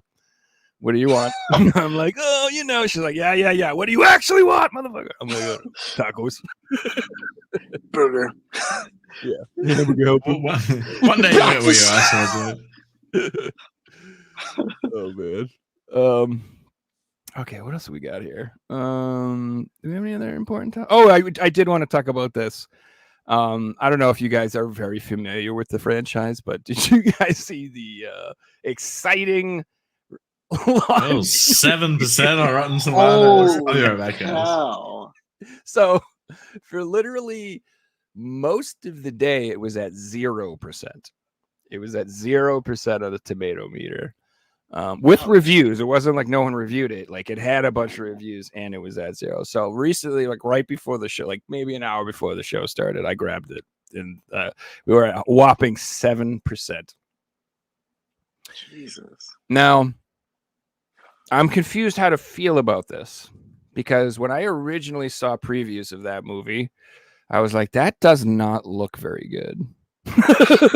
Like I was just like, it doesn't look very good. I'm not saying it is impossible that it's good because I think Kevin Hart's very funny. So that alone, I like the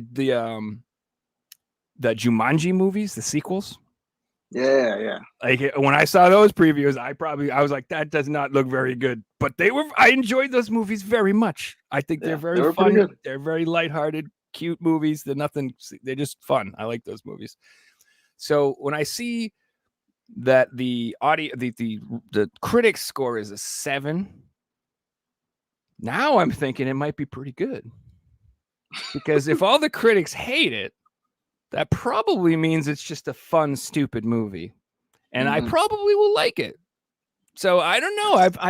I've talked about this before on the podcast where I have like I call it hipster syndrome, where like anytime something's really popular, I'm like, it's probably shitty. Anytime really unpopular, I'm like, people probably just don't understand this the way that I will. It's probably pure, beautiful art, and they're just not understanding it.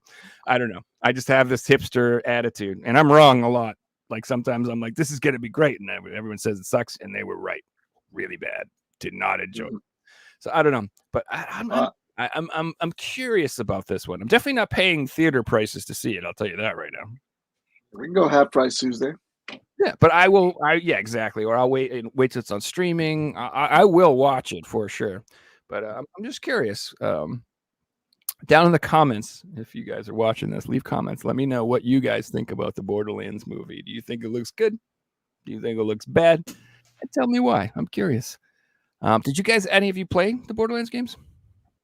I've honestly never played a Borderlands game. I've played both Rage 1 and 2, which people say are like spin-off titles, but I never got into Borderlands. And I don't know, like I look at the PS3 games, and to me they look today like outdated games. I was like, yeah, I don't know if I'd be able to get into this. So I feel like I just missed the time of the Borderlands games. That's fair. How about you, Fern? Did you ever play either of them? Yeah, I didn't play them either. I totally missed out on those. My brother played them, and he says that they're pretty good, and they are kind of like over the top, really funny. So my only issue with it is I feel like, some of the Hollywood actors, they have a way of, dad joking that, but like not the funny dad jokes. I'm trying too hard. So, yeah, the corny one-liners. Yeah. So make kids laugh jokes. I call those. Yeah. Yes. Yeah. I hope that they hold back on that, because it doesn't look too bad. I mean, I'd be willing to give it a chance. So the casting choices were weird, just straight off the board, just odd. Yes. Not that I dislike any of the actors or actresses individually, like Jamie Lee Curtis or whatever. She's great. I think she's an actual nerd. Fucking My Name choice. Is Earl? Is that Joe from My Name Is Earl? No, Jamie Lee Curtis. She was like in Halloween and Freaky Friday. True Lies, Freaky Friday. Oh yeah. Oh, she's the older. Yeah. She's the one who does the commercials. Yeah. So Plenty of pause movie scenes when I was a kid. Oh, now I remember. Well. As soon as I said True Lies, he's like, "Oh yeah. That's a good one. Oh, that's a good movie. Yeah. So she plays, I think Tanis. I think her name. I don't know the name. She's like the smart, nerdy type. That's all right, but she's way older than the character in the game, like significantly. So that's it's odd. And then Kate Blanchett's in the movie, and like she's way too good of an actress to be in this movie. It's just like, what are you doing, Kate? Like, I get it. Yeah, I mean, she must be hard times, but like it's just like I don't know. It's like seeing Sean Connery in fucking like Shrek or something. Although that would be awesome. I don't know. That would be cool. Yeah, that would actually be awesome. That was a terrible example. No, never mind. That would be freaking rad. Shrek's like an A-class movie. What do you mean? I'd actually go. I take that back. Damn it! I'm starting a petition to bring Sean Connery back from the dead to put him in Shrek. Anyway, it's the League of Cartoon Characters. My point is, like, she was in Lord of the Rings. You know what I mean? She's Galadriel. She's like, I don't know. I just see her as like a professional class. You can see her in a movie like Shrek or something, Yeah, exactly. Like, Puss in Boots 3 or whatever. Absolutely, I can totally see her selling them. Anyway, like I said, and I know that's like what a criticism. She's like, what do you mean I'm too good for this movie? But that's what I honestly feel. I feel like she's too good for that damn movie. And then yeah, it's just, I don't know. I don't know what to expect. It could be good. It could be bad. But the thing that really concerns me about it is that it's PG-13, which that game is not PG-13. That's not a PG-13 game. That is a very adult game. It's like the humor is incredibly crude. It's really outrageous. It's very violent, gory, like terrible things happen. Like literally, it's just not a PG-13 thing. So anytime it's like that always gets me. Like anytime something comes out and you're like, oh, it's gonna be great, and then you see PG-13, you're like, oh, why? Like horror movies or something like that. You're like, dude, this looks so scary, and then it's like PG-13. Like, it's gonna be lame. I don't know. I feel like I always feel that way when I see it. So I don't know. Those are my thoughts on Borderlands. Curious what you guys think about it. I'm not a movie person, but seeing it getting bad reviews, I'm not surprised. I won't watch it. I give it a 7 out of 10 on the moist meter. Borderlands 2 is the best game in the series, by the way. And the whole I don't care for the humor thing, I can totally see that. So, like, you know how you said like it was like you sort of missed the times for Borderlands when that was hype.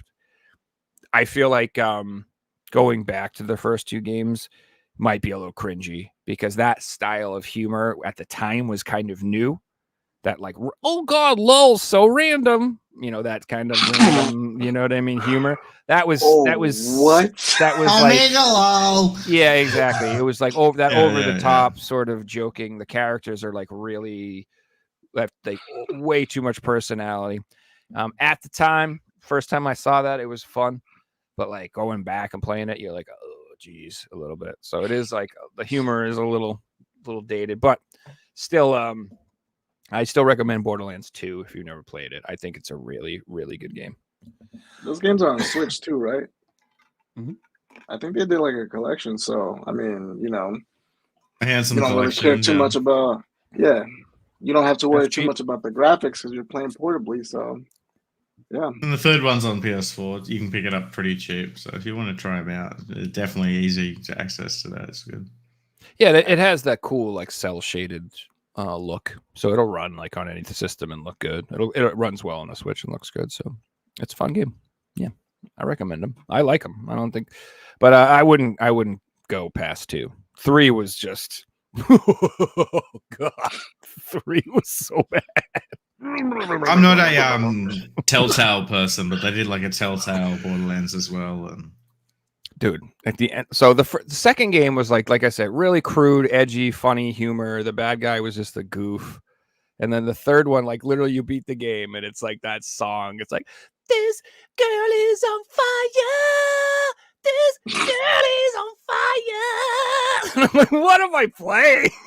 What is this? Who made this game? It literally feels like they. it sounds like it's made for teenagers or something. They fired everyone who worked on 2 and replaced them with a totally new staff, fresh out of college. They just were like I don't know who the hell wrote the story and it was just, it literally felt like a totally different company made the game. Just like a completely different company made the game. That's all I can say. Play 2 and then play 3 and you'll go, what the heck? And the other thing too is if you've ever played the games, there's this great character called Mr. Torg. And he's just like this super over the top, giant, jacked dude. All he does is screams about explosions, and he's like completely nuts and over the top. And he's freaking hilarious. He's like the best character in the whole franchise. And in the third game, he's just not in the game at all. They put him in for like 1 second. And I'm just like, why would you not use the best character in the franchise? Why would you do that? And they put in all these other characters. You're like, oh, great. Who cares? Like, I don't know. It's just anyway, I don't want to go red. I feel bad. You guys are like, I didn't play these games. Stop talking about these games. reminds me of the quit having fun meme. Yeah. Like, hey, this game was too successful. Y'all need to chill out with that. We just need something regular, something to appeal to the masses. Call it good. Yeah. I mean, the graphics were good. The gameplay was good. But it just goes back to the whole like, if it's not broken, don't fix it. You know, 1 and 2, like 2 sold millions of copies. You got platinum, greatest hits version. Like, why change the formula? You know? Oh, it's like bands who do that. Like, yeah, like a band, they'll have like 2 or 3 albums that are popular and they all sound the same, and then they'll be like, we've decided to completely change everything. We fired all the members, we replaced everybody, and now our new album sounds completely different. And you're just like, oh, well, give me like Avenged Sevenfold vibes. They put out a pop album. They're like a heavy metal band. Oh yeah, no, it wasn't bad. It wasn't bad, but it wasn't them. that happens. Every single metal band on earth does that. So every single metal band comes out with they're really heavy to start because they're metal and they're young and they're angry, and they build their whole their fan base off of that, and then they get pretty popular, and then what happens is they reach a saturation point of how many people will listen to that super heavy metal. There's only a small percentage of people who will listen to people who scream at all. That's a very small percentage right off the bat. You've lost like 80% of the human beings on the planet once you start screaming. That's just a no-no. Yeah. That's just a no-no for literally for tons of people. They'll rock out. They'll love everything about it. As soon as they hear someone screaming, they don't want to listen to it anymore, and that's fine. It just is what it is. It's like an acquired taste. It's not something that you would naturally like. It's like whiskey. The first time you take whiskey, you're like, why is this burning my face? Yeah, why would you ever drink this? But like after a while, you're like, ooh, I kind of like how it burns. That's what screaming is like. At first, it's like abrasive, but after a while, you kind of like it. I don't know how else to explain it. I like it too. I realized I was streaming last night and I was listening to Screamo, and there's probably people were probably like leaving the stream because I was listening to Screamo music and singing along with it too. It's like, are you okay? Well, you can't scream. Is everything fine?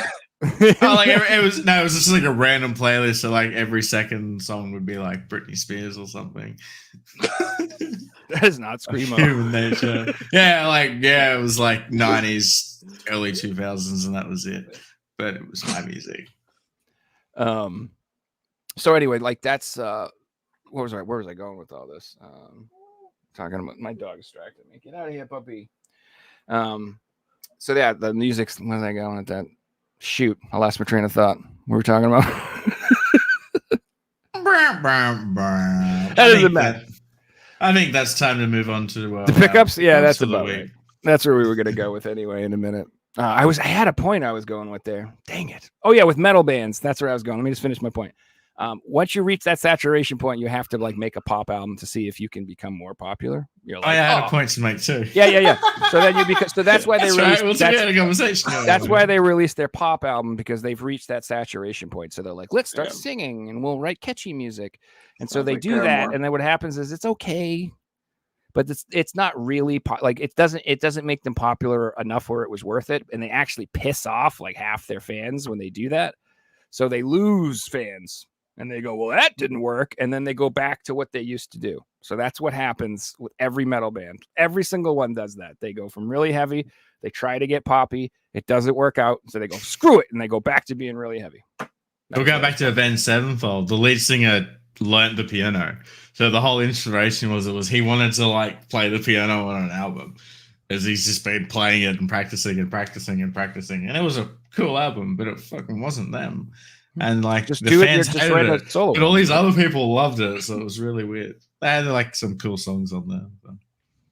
Cool. All right, good. Who would like to go first?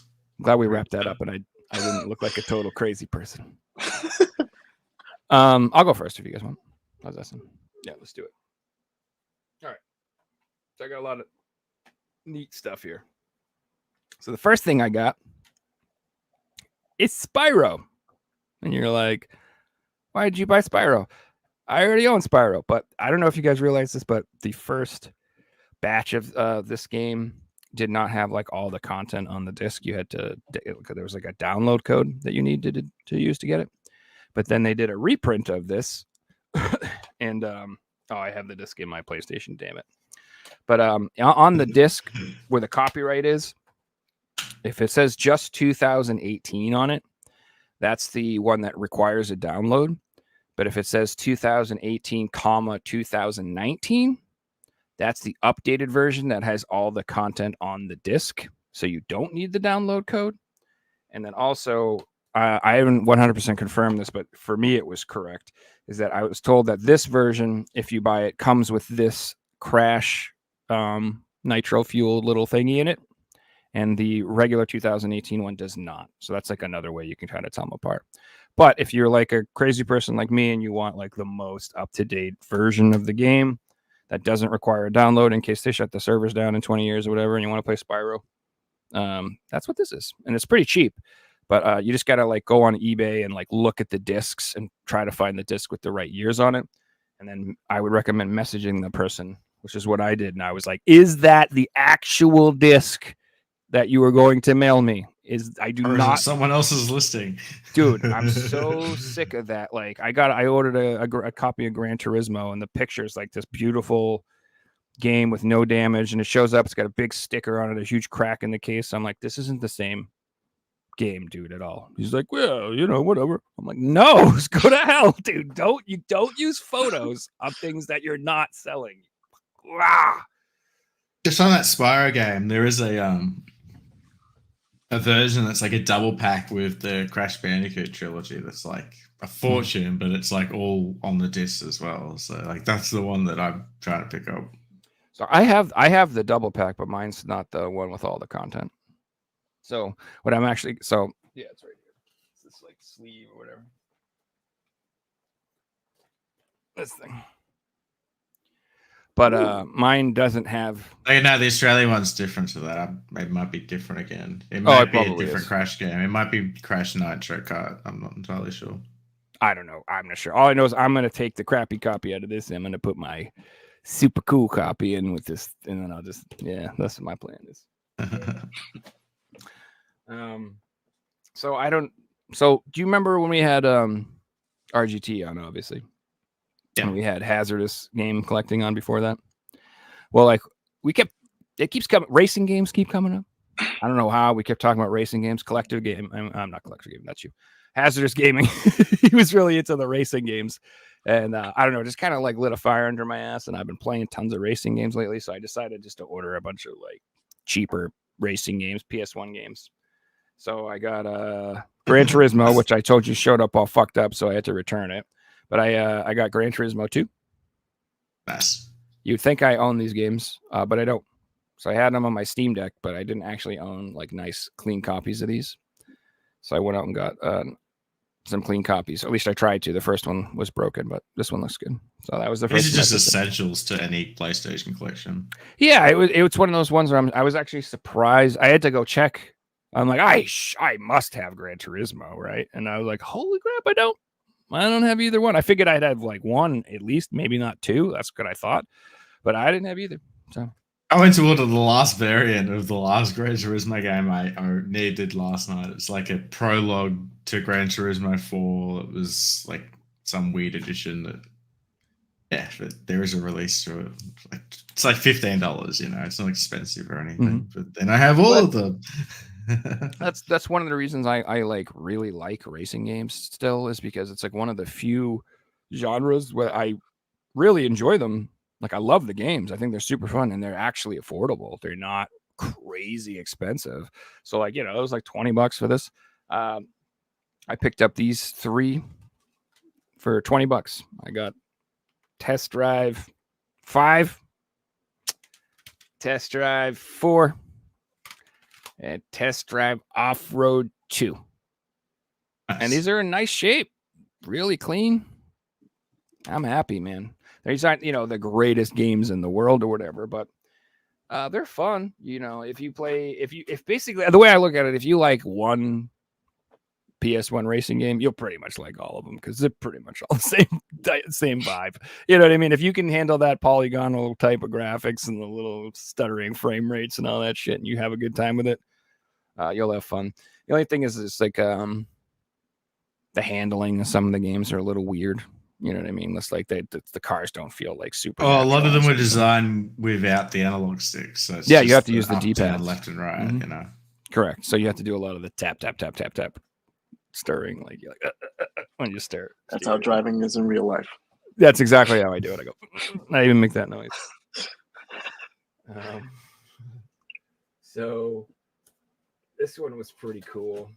I ordered this a million years ago. This is the Gunlord X limited edition for PS4. So this game is like a spiritual successor to Turrican, if you've ever played the Turrican games, if you're familiar. Yep. This is very, very similar to that style game. This is made by the company NG Dev, and like they're pretty interesting because they sell their games directly from their website, ngdev.com. Like, they don't sell these on Amazon or Best Buy or whatever. You have to order them directly from them, from the developer. And so they usually sell out pretty quick. And I had this on the Switch, but I had to pick this up on the PS4, and I even got the limited edition just because it's, I don't know, pretty cool. And I got 224 out of 500. Looks like cool. A big box. It's pretty big. Yeah. For me, and it's about the size of one of those Play Asia boxes, if you're familiar with I guess you do like big boxes then. very similar. I try not really, but like so this is about as collector's edition-y as I like to get. It's just like a little bit bigger, maybe comes with a CD and a manual or something, maybe a map. I'm down with that. Maybe a keychain, perhaps. I got a complaint. I don't like the fact that it doesn't have PS4 on the spine. The low print companies do that. Where retail releases will say, even look at your Baldur's Gate, it's got PS5 around the top. I don't like that, and that's why I won't buy those type of things. It is kind of a bummer. I didn't realize that would be like that. Maybe this isn't. Maybe this is the Switch version of that line. Yeah, you know, like imagine that I open it up in like fucking 20 years. I'm like, sons of bitches. It's just a PC version, even worse. It's just a digital download code and a big heavy rock. You fuckers. So you're the only customer to know. It took 20 years. That's the Easter egg. You don't actually get a game, you get a rock. I got done dirty like that by Sony. I bought the collector's edition of what's that game? The girl with the red hair. She rides like Horizon. She fights. Yes. Horizon Zero Dawn or whatever. One. Yeah, I bought I think it's the Regalia one, so like the big black box, and it's got like the big giant elephant in it, and it's a digital code. Like there's a steelbook and all sorts of stuff with it, and they put a digital code in there. Dude, best collector's editions these days are jokes. I'm like, this is ridiculous. A steelbook without the game is just such a kick in the nuts, dude. Right? And hang on, and there's a slot for the game in the steelbook. Yeah, that's it's like. Yes. Let's put a slot for the disc in here, just in case. Like, insane. So, you guys, I remember I posted in the chat about limited run games was selling, or I think I talked about this on the show. They had like a merch sale, but they had some sleeves on sale. Remember I told you about that? Well, this is making me very, very, very happy because I got the Master Blaster Zero sleeve. Ooh. That holds all three of the Blaster Master Zero games that came out on the Switch. Nice. So I had all three of these games forever. And I never knew at the time when I was ordering these that this slip cover existed. I didn't know this was a thing. And so, of course, after I had owned all three of them, I found out about the slipcover, and I was like, oh, I'll just pick one up on eBay. Surely they won't be. God damn it, they're like $50. So it was like $50, $60, $70, $80 to get one of these stupid sleeves.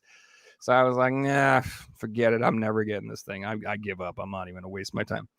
And then the limited run games had like this random merch sale. And I was like, yeah, I'll look through it. Because they had cool Castlevania hats when they were doing the Castlevania stuff. So I've always checked to see if they have those for sale again because I really want one. I wish I'd bought one. I'm so dumb. Anyway, they didn't have those, but they did have a bunch of sleeves on sale, and they had this sleeve on there for $9.99. And I couldn't buy something faster in my life because I've been wanting this thing for like a year, and I just couldn't. I'm not paying $50 for the sleeve. Like I just couldn't do it. Like I'm an irresponsible person, but I can't be that responsible. It's just so stupid. So anyway, $9.99. I got my cool little sleeve. I'm very happy about that. They also had these card collection holders on sale. This was like $2 or something. And like I have like not a super ton, but I have like pretty much a full book's worth of these cards. So I was like, hell yeah, let's go. So I grabbed one of these. Like I said, they were like $2. And now I have something neat to hold on my limited run cards. Why not? Before I just had them in a little box with my Star Trek cards. So this is cooler. Now, and it was funny is I kind of want to complete my Star Trek card collection too, now that I unearthed that. So I pick up I've been buying a lot of boomer shooters and stuff like that. And this isn't really a boomer shooter, but I did want to pick this up. This is the Red Faction on PS4. This is a re-release of the PS2 game on the PS4.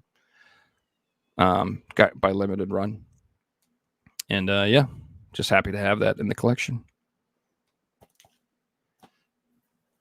A couple more things. All right, so these are very exciting. So, randomly, a few weeks ago, San Diego Comic-Con was happening, and Limited Run made a post that they had some, Comic-Con exclusives that they were going to have there. And like I was jokingly, like in our chat that we have, I was like, anybody going to that? All you cool cats, all you guests who come on who live around there, anybody going?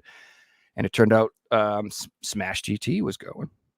And he talked to Reggie and got it all worked out and got Reggie some games. And he was nice enough to get these for me. And oh my God, I'm so freaking excited. He got me the holographic Comic-Con exclusives for Persona 4. So it's kind of hard to see, but you see how they're like kind of rainbowy reflectively or whatever. Let's go. Yeah, so it's like the holographic or whatever version of it for both of these. And it looks, you can't really tell.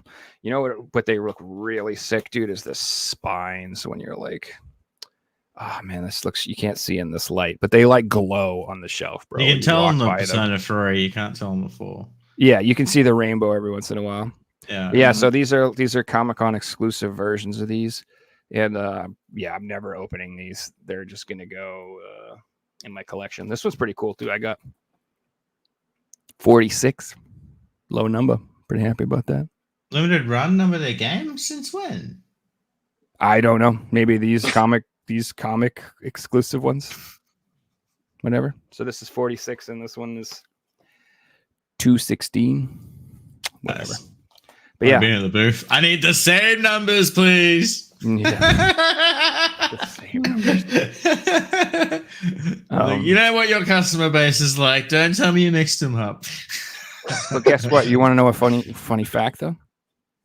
Guess which games also came out with a fucking sleeve, and I didn't order it. These motherfuckers. So just like this brutal thing, they have a sleeve that holds both of these, and like now I gotta find that. It's funny. I'm trying to buy both of them, and you can almost buy both of them with the sleeve for the same price. So, and I need to send them to you. So maybe I'll work something out with you, Joe. I'll buy like the sleeve version, and and then I'll be like, oh man, that sleeve didn't show up. I don't want the sleeve because it doesn't fit on my shelves. Like I don't like those sleeves. I don't want it.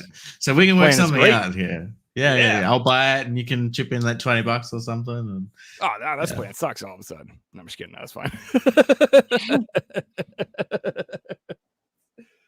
right. I'm almost done. All right. So the other thing they had on sale, which they had these for $20, $19.99. So I grabbed 2 of these. Just because, who doesn't want wireless Sega Saturn controllers for $20? Let's go. So my new PC here's got Bluetooth built into them, so I can just emulate with this thing, or I can hook it up with my Steam Deck. Very excited about that. Nice. And I got this thing here, which is what pretty much everybody and their mother got, but I got the Japanese version. And this thing's big enough where I feel like this is warranted. So, Joe, and I quote, I don't like going for big things. I know, and I have all these giant freaking things. But I check out the big version I got. So there's a reason. So the only reason I got this giant ass version is because this is the Japanese version came with 2 Famicom controllers. So it has the 2 wireless controllers with it. And I didn't have any of the Nintendo controllers, so I was like, hell yeah. So I grabbed this one. But it is kind of big, and I don't need it. But it's nice. It comes with like really cool pins and stuff like that. And it's really nice. It's a nice collection. And the game's super fun. I played it like all day yesterday with my buddy, and we had a blast. Nice. All right, and this is my last one. I was hoping Reggie would be here for this one because me and him talk about this game all the time, and I've been trying to get this for like forever. And it's fucking expensive, and I just patiently waited and waited and waited and waited and waited and waited and waited and waited and waited, and finally someone put one up for a reasonable price. So I got this for $55, and this is the cheapest I've seen it in like years. and that is Time Spinner. Cool. Now, most people are like, what the fuck's Time Spinner? I don't care. It's like a 2D action game, like I would say like a Castlevania style. But it's got like magic on the front. It's got really gorgeous pixel graphics. Like it's just really, really, really nice graphics, dude. And yeah, I've just heard nothing but fantastic things about this game. I wanted it forever. It was one of those games where like it like slipped through the radar. By the time I find out about it, it was a limited run release that is already like really expensive. Like one of those situations where you're like, oh, what's this game? Oh, $300, crap. So like this one goes for like used. It's like normally I'd say like 80 to 100 ish. New, it's like 100 to 150. I've seen it for. Some people even some people are asking like $200-$300 for it. I doubt it sells for that, but there are crazy people asking that. But yeah, I am very, very excited to have this in the collection. I've been waiting for this forever. So yeah, Time Spinner. Very cool. Nice. And that's everything. Who wants to go next? Well, I had a pretty wild week.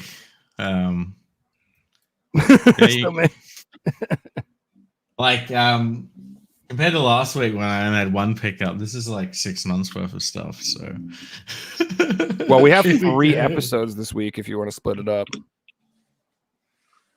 No, I want to put it in the shelves finally. I leave my pickups here and show them and then put them away. And I'm like, oh, I can't wait for the show this week because I've got like 50 games sitting here.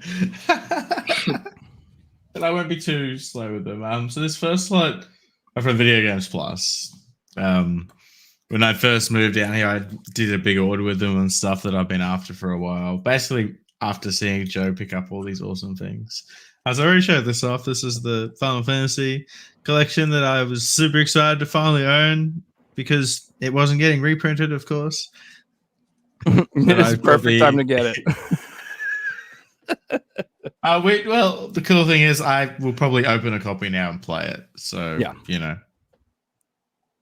That's that same thing I'm going to do. Like, I'm going to keep my PS4 copy sealed and play my Asian Switch. Yeah, I'll be like, oh, I got 2, I'll open one now. Sweet. And then I'll play them and then sell a copy later on. You know, I'll make it work for me. This is the reason my order took like 3 months to get here, was because I didn't realize this is on back order when I did my order, and it is Xenoblade Chronicles 2 Torna. This was $49. It goes for a lot more on eBay, so I'm pretty happy to have it for retail price. It has got an Australian release, but it's like $200. So unless I can find one in the wild one day, I'll we'll get to that soon. Speaker. Next we have Raiden 30th Anniversary Edition. It's good stuff right there. Yeah, just knocked out a bunch of really exciting ones. Well, this one's pretry exciting. Mary Skelter 2. Yep. I recently picked up the first one, so I had to get the second one as well. Now this was easy to choose because there was only 4 variants. So I got the Castlevania Advanced Collection. I like this one. I think it's cool. Look at the hand. It sort of goes with the spine and it's all one picture. So I think that's kind of really cool. And I don't need all 4 variants, so I'm happy to have one. Here's one that used to be an expensive game. I didn't realize this has been reprinted and it's now cheap, but I picked it up because I wanted it for the memes. Dark Souls. Mm-hmm. I'm a massive Dark Souls fan. I had to have this. Yeah, that's just. I heard it's brutal platformer, right? Yeah, I've heard it's pretty decent too. So, next we have Hakune Miku. Oh, now we're talking. VR. Hatsune I have Miku. every Hatsune Miku game, so I had to get this one as well. Bro, I unironically love Hatsune Miku. I don't give a F. Yeah, me too. I've listened to her soundtrack and I enjoy it. Dude, I am obsessed with rhythm games, and I will rock out to that shit anytime. This next one's cool. I wanted this as soon as I heard it was released. This is the Angry Video Game Nerd 1 and 2 Deluxe. Mm-hmm. So this is like a YouTuber who got big enough that they made a video game, and yeah. So you made them up and everything. Everybody knows. Everyone in the US knows AVGN. Yeah. Sure.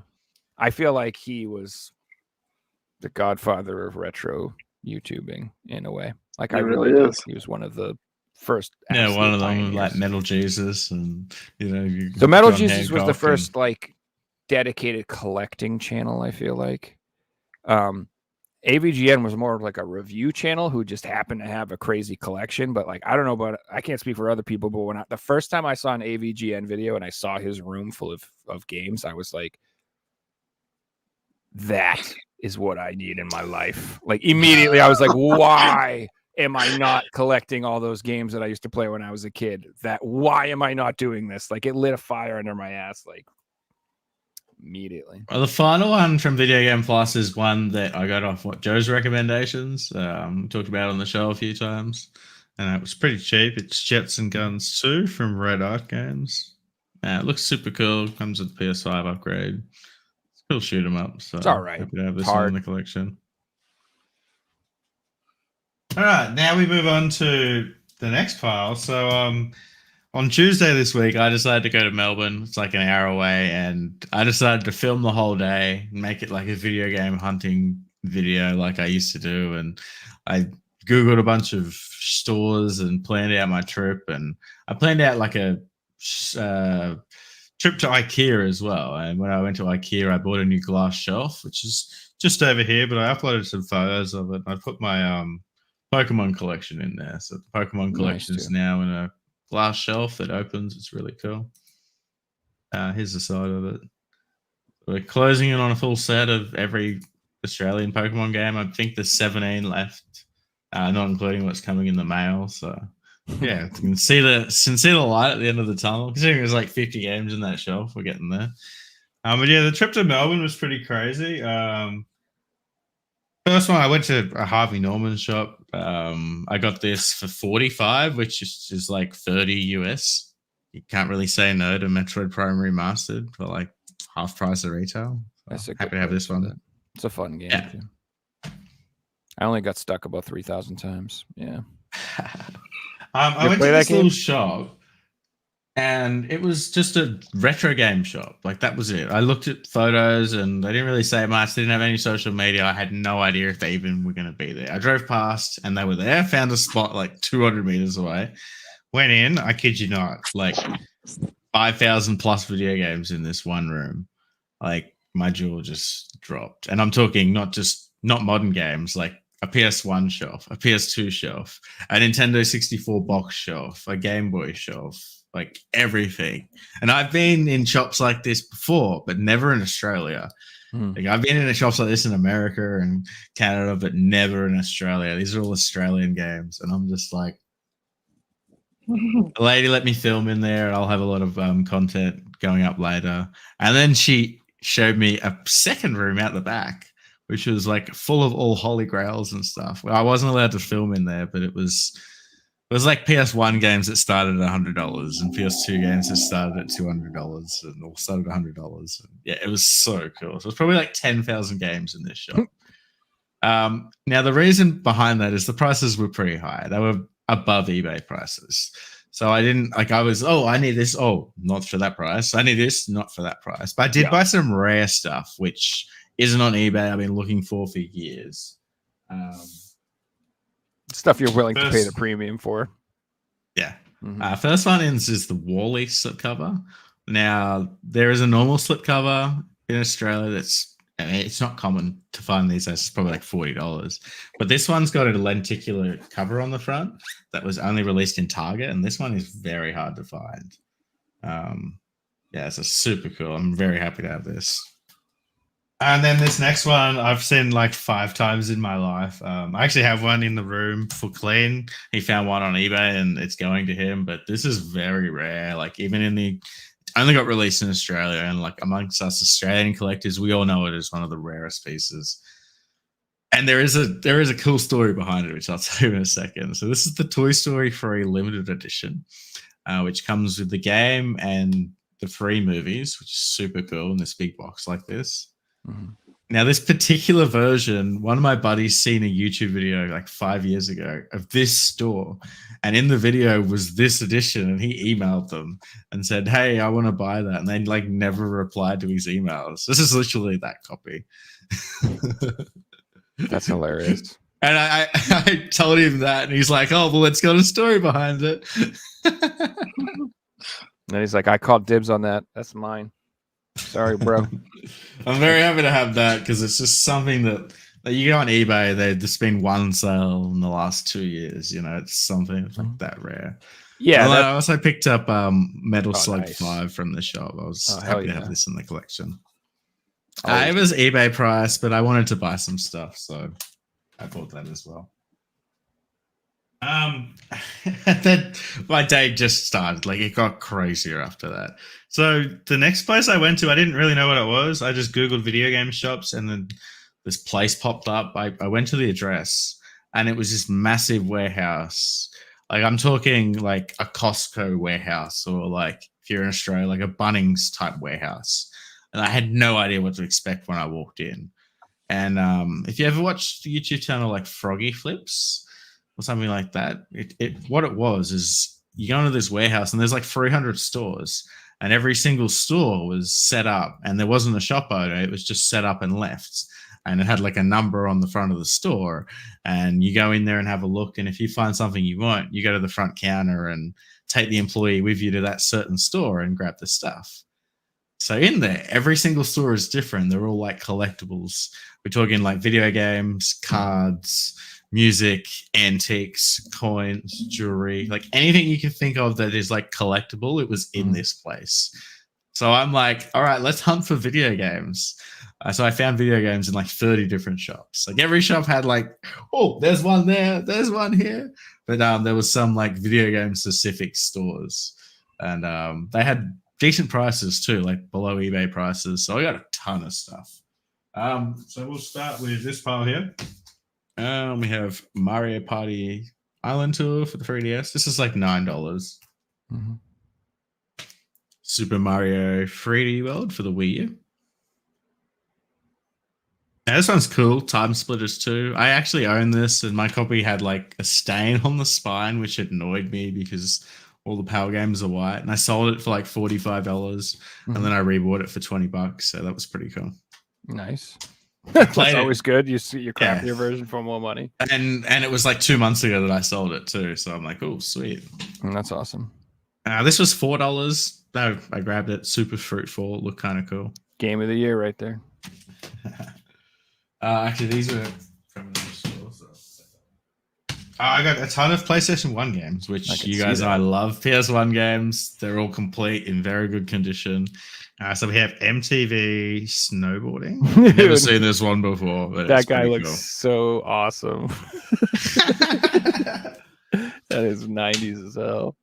This one was 30. eBay copies are between 40 and 60, but this is like a minty, complete black label copy. Destruction Derby 2. So I'm happy to have this one in the collection. I played it back in the day. It's a great game. Mm-hmm.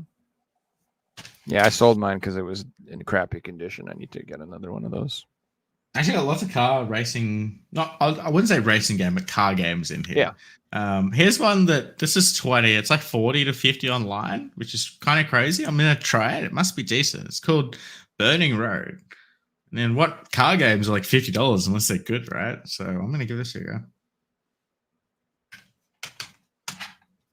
You have Austin Powers Pinball. There we go. Yeah, baby. This is like $5. Yeah, baby.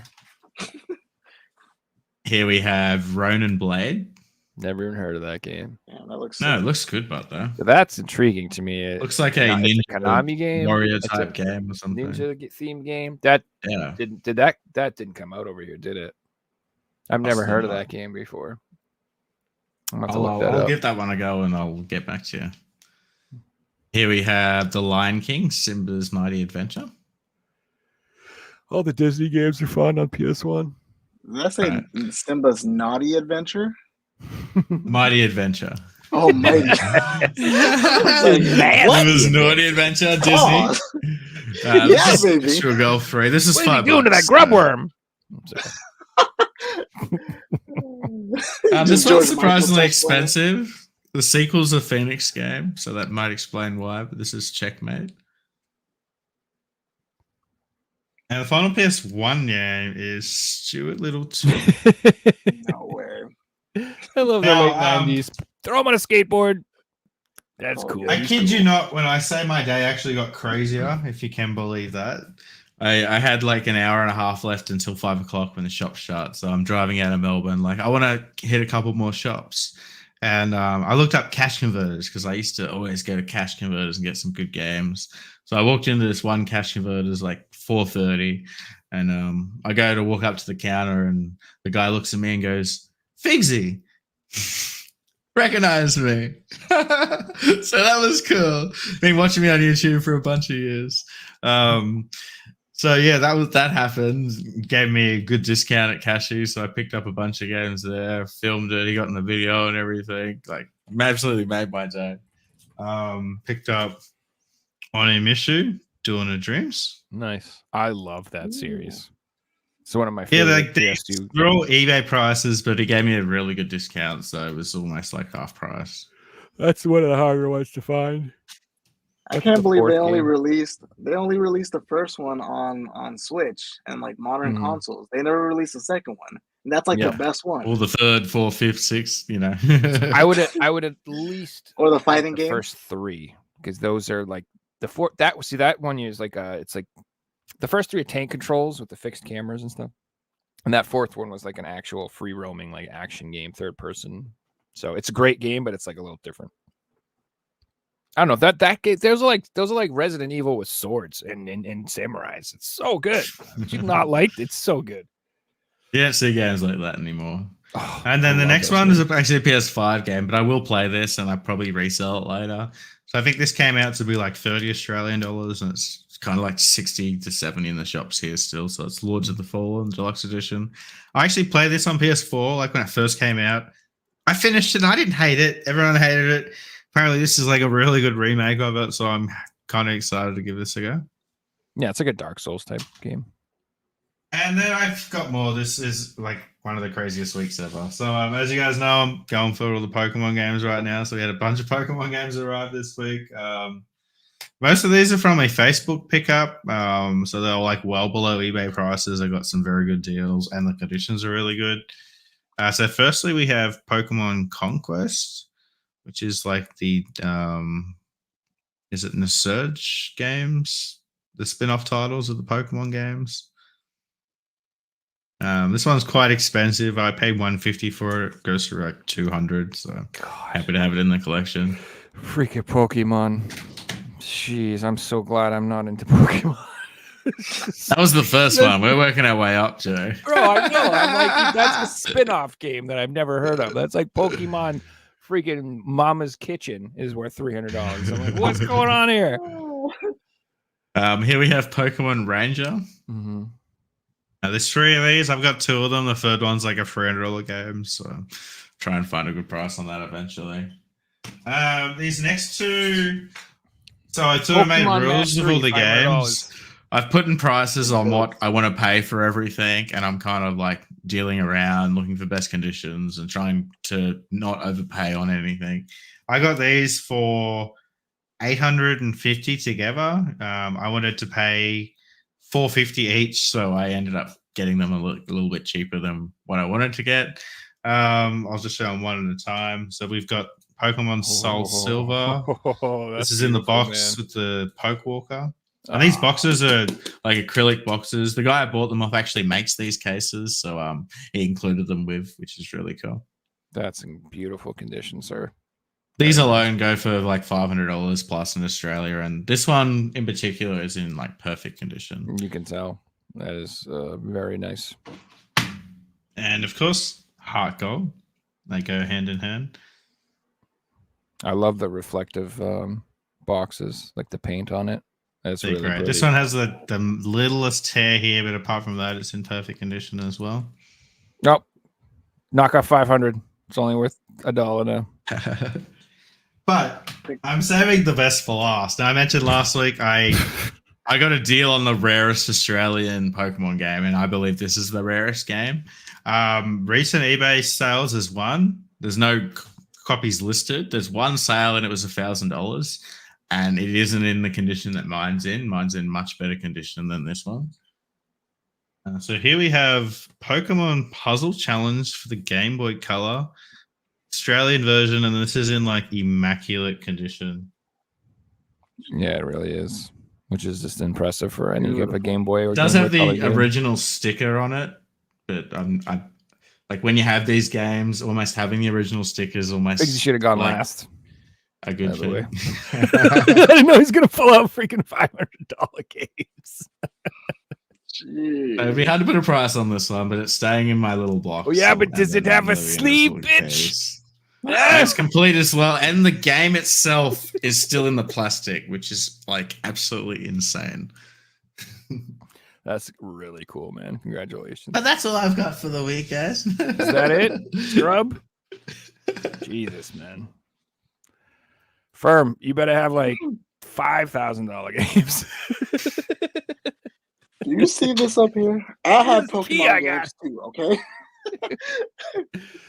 Get any recent pickups you want to show off or anything? Yes.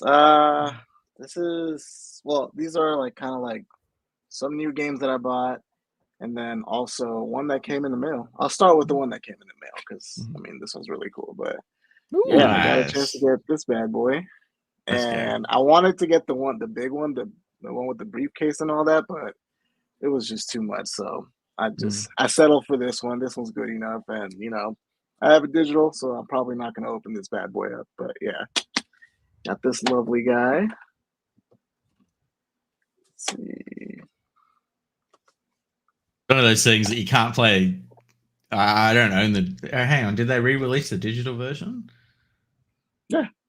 Oh, okay. Sorry, I was going to say you can't just play it digital because it's been taken down. I didn't realize it was on PS4 and Switch Store as well. Well, I do have it on PS3 digital, and also, you know, that's what I'm talking about. yeah. I got my PS3 plugged in still, so that bad boy gets some. And yeah, I also picked this guy up. Yes, let's go. And I've kind of been obsessed with this game. I'm not gonna lie. And also, I bought this thing called the Polymega. I don't know if you guys heard of that. Yeah. Oh yeah. But yeah, that's really cool. And you literally just pop in the game, download it, and yeah, it's just stored on it. So I've been playing the heck out of this thing. And I mean, just a top-notch game. You know, graphics, soundtrack, top tier. Yeah. I mean, you can't go wrong with this one. I'd say that's, you know, PS1, that's in the top 5 for sure. Of all the games in the PS. Joe, you showed Gran Turismo. Like Castlevania is a must-own for a collection. Correct. Every other night, 100%. Yeah, I actually want to get, because you know they have the Requiem of Blood. I think that's what it's called, the PS4 one. Yeah. And I didn't know that they had a physical version, so I'm on the hunt for that right now. But yeah, you can still get it for a reasonable price. Like I expected that one to go up like instantly once people realized that. Hang on, that's got Symphony of the Night and it's on PS4. Yes. Yeah, and Rondo of Blood. I have an extra. I'm not gonna lie. PS4. Oh, if you ever need it. Yeah. We can work something if you want. I bought it for trade. So nice. I figured that would just be it would just go up in value, and someday I'd be able to trade something for it. You know, for a long time, I always thought that Symphony of the Night was the best Castlevania, but man, I kind of fell in love with Rondo of Blood. That game is so good. It's so hard. Like, it is painfully hard, but man, that game is it's a masterpiece. It's really good. Yes. I played it on PSP. I think I was Dracula X or some shit. I don't remember. I think I played that on PSP. Yeah. Oh, that was like the bad version of it. Yeah. It was 3D, right? Yeah. Yeah, that one was gross. D Street loves your shirt, by the way. Yes. Oh, yeah. You know, well, I had to wear it. You know, I had to wear something that's connected to PlayStation, right? Represent. That's right. Yeah. Okay, this one's next. I'm pretty sure I bought this at one of our retro stores locally, and I think they wanted like $200 for it or something like that. But I was able to talk them down out of it a little bit, and also, you know, trade-ins help a lot. So yeah, and I think it's got everything in it. So does it have the map or whatever? Should have some cloth, like a cloth map or some shit like that. I thought. Oh, I don't think it has that. Yeah, I don't know. I found out there's different variants for that. Did you know that? Pigsy. Oh, really? Yeah. So there's like a fire cover or something they call it. Like it's like a red-orange cover version. I didn't realize it, but I guess there's more than one version of that. The PAL version doesn't have the big case. It's just the little ones. So we didn't get a map or anything. But that you know, one's when the you more asked valuable Fernham one, to though. bring it, he's starting to really bring it with the pickups. Yeah. This one I bought like in 2020, and it was just because I love this game from back then, even though everyone hates it. But yeah, Alundra 2. That's Everyone good. hates this game basically because of the first one. You But, can't have the first one without the second. That's how it is. Yeah, you know? yeah. So I had to get that one, and I absolutely love the game. I mean, it's hideous. The voice acting is really anime like, kind of like 90s anime, so it's really good. I enjoy it. And but it is a little heartbreaking because I chose this in the 90s. Me and my brother chose this over Lunar. Which is insane. Like I've talked I don't to know so if many I'd make people that about choice. that. Yeah. It Yeah, is I what talked it to so many is. people about it, and they were like, "You're insane. You're a crazy person." But yeah, I bought that. I still haven't beat it, but I bought a walkthrough. So That's not like a bad actual game. physical one. But back in the day, you didn't have YouTube videos. You had the pictures on the front cover, and that was it. Yeah, I'm like, man, this looks sick. I want that. I feel like Alundra 2 only gets criticism just because Alundra 1 is so fucking good. It's not that Alundra 2 is a bad game. It's just that Alundra 1 is like a better game and it's different. So people are just like, oh, 2 sucks because it's not as good as 1. It's like a lot of people feel about Zelda 2 on the NES. Like a lot of people are like, oh, Dark it's different Souls from 2. the first one. I hate Zelda 2. But there's a lot of people who are like, dude, screw you. Zelda 2, that's the best game in the franchise. I love Zelda 2. It's If kind Dark of like Souls 2 didn't have Dark Souls in front of it, it would be a great game. Like people would talk about it like it's a great game. Exactly. Yeah. Like you, that's exactly perfect. Yep. It's kind of like that when it was screamo bad. It's bands go pop, you know? Yeah, exactly. We're bringing it back. Yes. Yep. Full circle. Mm-hmm. Very cool. All right. Next one is Beyond the Beyond. Now, this game is a really cool game. I didn't even know, but I just found out about it a few years ago that apparently the guys that made Golden Sun made this game first. And so it kind of plays and fights the same way. So, yeah, super cool game. Yeah, that's one of the few RPGs I do not own, actually. I need to pick that up. Oh, yeah, you should definitely. Yeah, it looks really good, too. And, gosh, what was the other one? There's another weird one I don't own. Oh, yeah, I need Azure Skies, too. God, I could pick that up, too. Azure Dreams, excuse me. Now, this one is... Hey, third birthday. A third birthday, nice. We're such nerds. We're just like, yeah, we like that one. Yeah. I've never actually played this game, but I remember seeing the shiny holographic cover, and I was like, man, that looks so cool. And then I downloaded it on my Steam Deck, and I was like, oh, this is so hard to play because it plays like, you know, with just the one stick. But it's a really cool game, so yeah, I like this. Definitely a nice one for the collection, for sure. Yes. That's a franchise that needs some remaster, rebirth, relove, redoing. Yeah. I would love to see Parasite Eve come back. For sure. I mean, especially that third game. I don't want it to be a carbon copy of what they're doing with Resident Evil, but man, like they could go that route and it would be amazing. I think a lot of people would be down with that. Yes. Now, actually, let's do the PS2 era stuff. We got this one right here. This is probably like the cleanest game I have. Like it's so minty. Like it's super nice. And I've been meaning to grab that actually. Looks fun. Yeah. I almost don't want to play it because I don't want to like ruin the condition it is. It's in, I mean. But yeah, it's so nice. And it's got everything in it. Spawn. It does look perfect. Looks super clean. We need some Spawn love. I'm not gonna lie. We need to bring that back. Oh, so remember when I said I liked Lobo? The other thing I liked was Spawn. I fucking love. So I was into heavy metal and monsters and scary movies and horror theme stuff.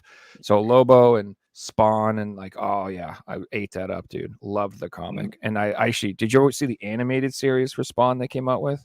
So good. Yeah, in the 90s, right? Oh Yeah. yeah, dude, it is so good. You know It's what's actually funny kind of is- disturbing though. So just like the Oh, Kincaid yeah, I guy, was- the ice cream man, disturbing. Yeah. I didn't like Spawn back then because I thought it was super scary. So I was like, oh my Mhm. God. But all of the comics and the action figures and stuff like that, just the poses alone were Mhm. so insane. Yep. I was like, man, this dude looks so cool. Oh, Todd McFarlane is the man, dude. He's the king of Yes. toys. He makes the best figures. Yep. And I don't even know Mhm. shit about figures. All I know is every time I see a cool one, it's one of his. All right. We got this guy right here. Full Metal Nice. Alchemist. Not exactly a good game, but another one of those, it was in really good condition. And I think this was going for like $40 in 2020. And I got it for like 20. So I was like, yeah, I love Full Metal Alchemist. So why not, right? Yeah, it's So- a win. I think Yes. anime themed games in general hold up pretty well. Mhm. It's one of those things that's like they always have a fan base that's like into that. So like your One Piece stuff, like there will always be a fan base for One Piece. You know what I mean? So Yes. All right, I got 3 more left. hey, Yes, player Nice. right here. I never got a I love chance this to beat game. this game, but I love the art direction and I love how massive and stupid the sword looks. Yeah. Like how you can get it, It's especially when ridiculous. you turn. It's just like Mhm. so. Yeah, this one always made me laugh, and I just bought. I This never a few- finished a it, few but months it ago. was a lot of fun to play. Yeah, it was as cliche like the story was as you can get when it comes to like fantasy games. Big bad guy invades the castle, blah blah blah, etc. etc. I think it's got a cool format behind the sword though. Like every time you kill someone, it gets bigger and grows. So it's cool. Mhm. Yes. All right, number 2, the big bad boy right here. Oh I got a yeah, nice clean copy. beautiful. Yeah, this one I found on Facebook Marketplace, and the guy was a little bit tough. He really wanted. I think he was asking for like $250, but I got him down to like $180. So That's this was- insane. How expensive Yeah. this game's gotten, man. he just got desperate, and we just ended up doing it. So yeah, I got lucky on that one. That's sick. This one, by far, takes the cake. Oh, there you go, bro. Nice clean label too, dude. Yeah, That's one I see a lot of fresh. people settle for on condition. Mhm. They'll have it, but it'll be kind of ratty. That's beautiful. That's a nice clean copy. Yeah, and same thing. Facebook Marketplace. The guy wanted like $350 or $400 for it, but he was willing to negotiate. So I think we settled on like $100 and a ton of NES games. So Okay. It's all about Yeah. the I was gonna trade, say baby. $100. What? yeah, $100. I was like, as I was driving away, I was still like in shock. Like I'm like, Mhm. holy crap, did I really just do this? That- But yeah, Trading is. I love to trade. That's why That's why I buy extra games. That's why I keep stuff. All about that trade. When you want something expensive, always try to work a trade in. For sure. Oh, you know what? I forgot to mention in the video I made, because I made a video a few months back talking about collecting or like trading and collecting tips. But if you have a YouTube channel, like I always post all my videos on Facebook. So every time I trade or sell with somebody, they always look at my Facebook account. I always look at theirs, and they see my YouTube channel, and so they're like, "Dude, you're a YouTuber? Like, what the heck?" So that's one of the best ways to get new subscribers, because most of the time, people that are local, they're always going to want to support you. That's Like cool. I've never had somebody be like, "Nah, I'm good." Depends on what type of area you live in, but Yeah. That would be unfortunate. Yeah, I used to live in a rough area. I didn't want people knowing my YouTube. that's true. Sometimes you're like, no, I don't want everybody to know I have all this Then you stuff. got a YouTube channel. yeah, exactly. Man, Take us to God where from you live. Legendary Dragoon. That's why, like, when he was like, I went to that store and they wouldn't let me film in the back room. I'm like, that's why. They're like, they don't want footage. They don't want you casing the joint if like all of their expensive stuffs. They don't want you to be able to like, oh yeah, this shelf's got the $500 game. That shelf's got the $1,000. You know what I mean? They don't want that. So, well, they had a website. I went on the website, and the website doesn't show the back room, which is kind of interesting. So, I'm not gonna lie. To do with that. That kind of makes me want to prank him a little bit. You know, like just walk in there really shifty, like sweaty, and just be like, "Hey, do you mind if I?" I understand it because the average customer isn't spending hundreds of dollars on games, but sir, may I have one high ticket item to record, please? So, where can people find you? Right there, right under my name, it says the name of the channel, which is The Collective Gaming. It's all one word. I always have to tell people that just because there's other channels that are called The Collective, but you know, last time I checked, they're not as big as mine. So no, YouTube's dumb like that. You type in Joe Rad, it's like some dude in Montana with 2 subscribers who pops up before me. I'm like, what the heck, man? I know, right? That's my name. I'm actually going to challenge him to a duel to see who can keep the name. We're gonna do like, you know, the American Gladiators joust. The big things. We're gonna do that. Whoever wins gets to keep the name. So in 3 weeks, I'm gonna be called but you know, that Joe Loser. You know what happens? What happened? I don't want to talk about it. Well, you got a big bruise. I don't want to talk about it. He was pretty tough. Joe in Montana's pretty rad, not gonna lie. Yeah, he was pretty rad. He walks in with the power glove. Oh, no, he is super rad. No. I'm like, oh damn. Comes in a skateboard. He's like, I was an extra in Gleaming the Cube. I'm like, oh shit. I'm screwed. He is super rad. Every time he walks in a room, you just hear.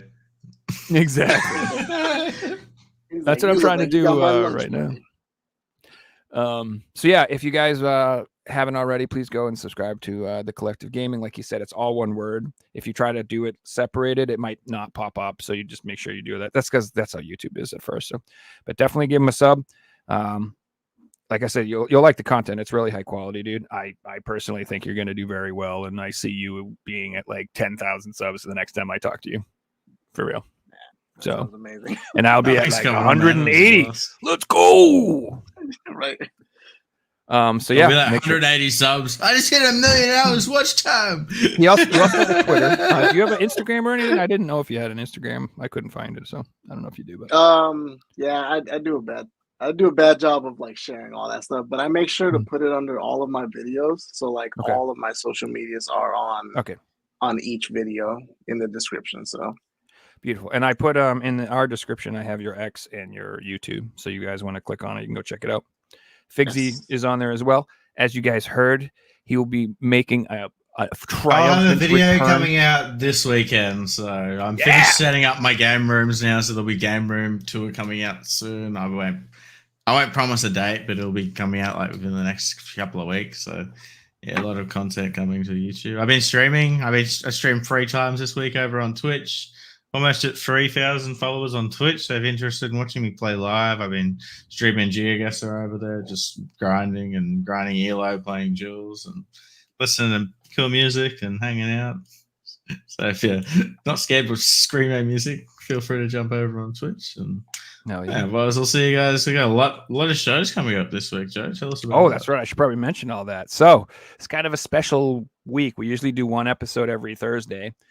But what we're doing is Sunday, we're doing a special episode at 4 p.m. Eastern time, and with Level 857 Gaming, which is like a gaming channel with a group of guys, really cool dudes.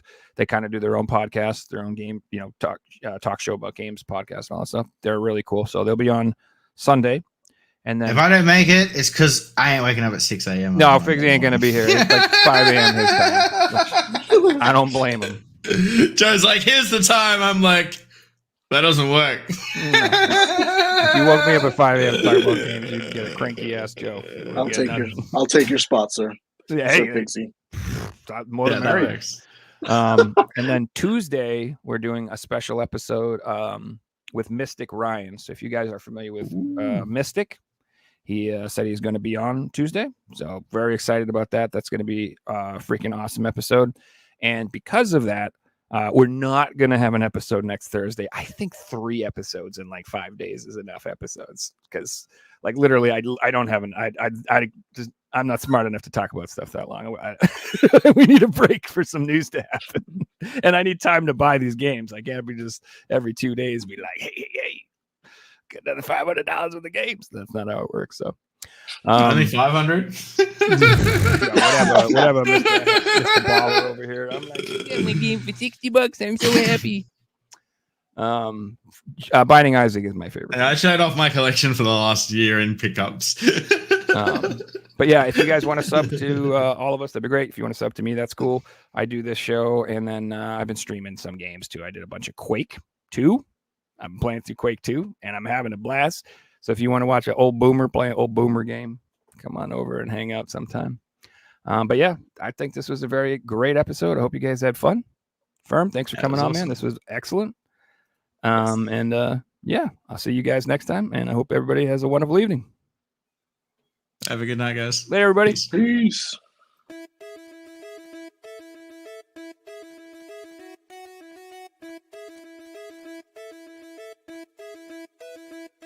You found the coolest place to be, the PlayStation Collecting Season. Come on, won't you stay with me? Welcome to the show. Gather round the boys and girls, collectors from around the world. Let's show the people what they need to know. Welcome to the show. Gonna talk to guests, only got the best. Gonna put their knowledge to the test. Gonna laugh and eat, gonna live the dream, gonna show you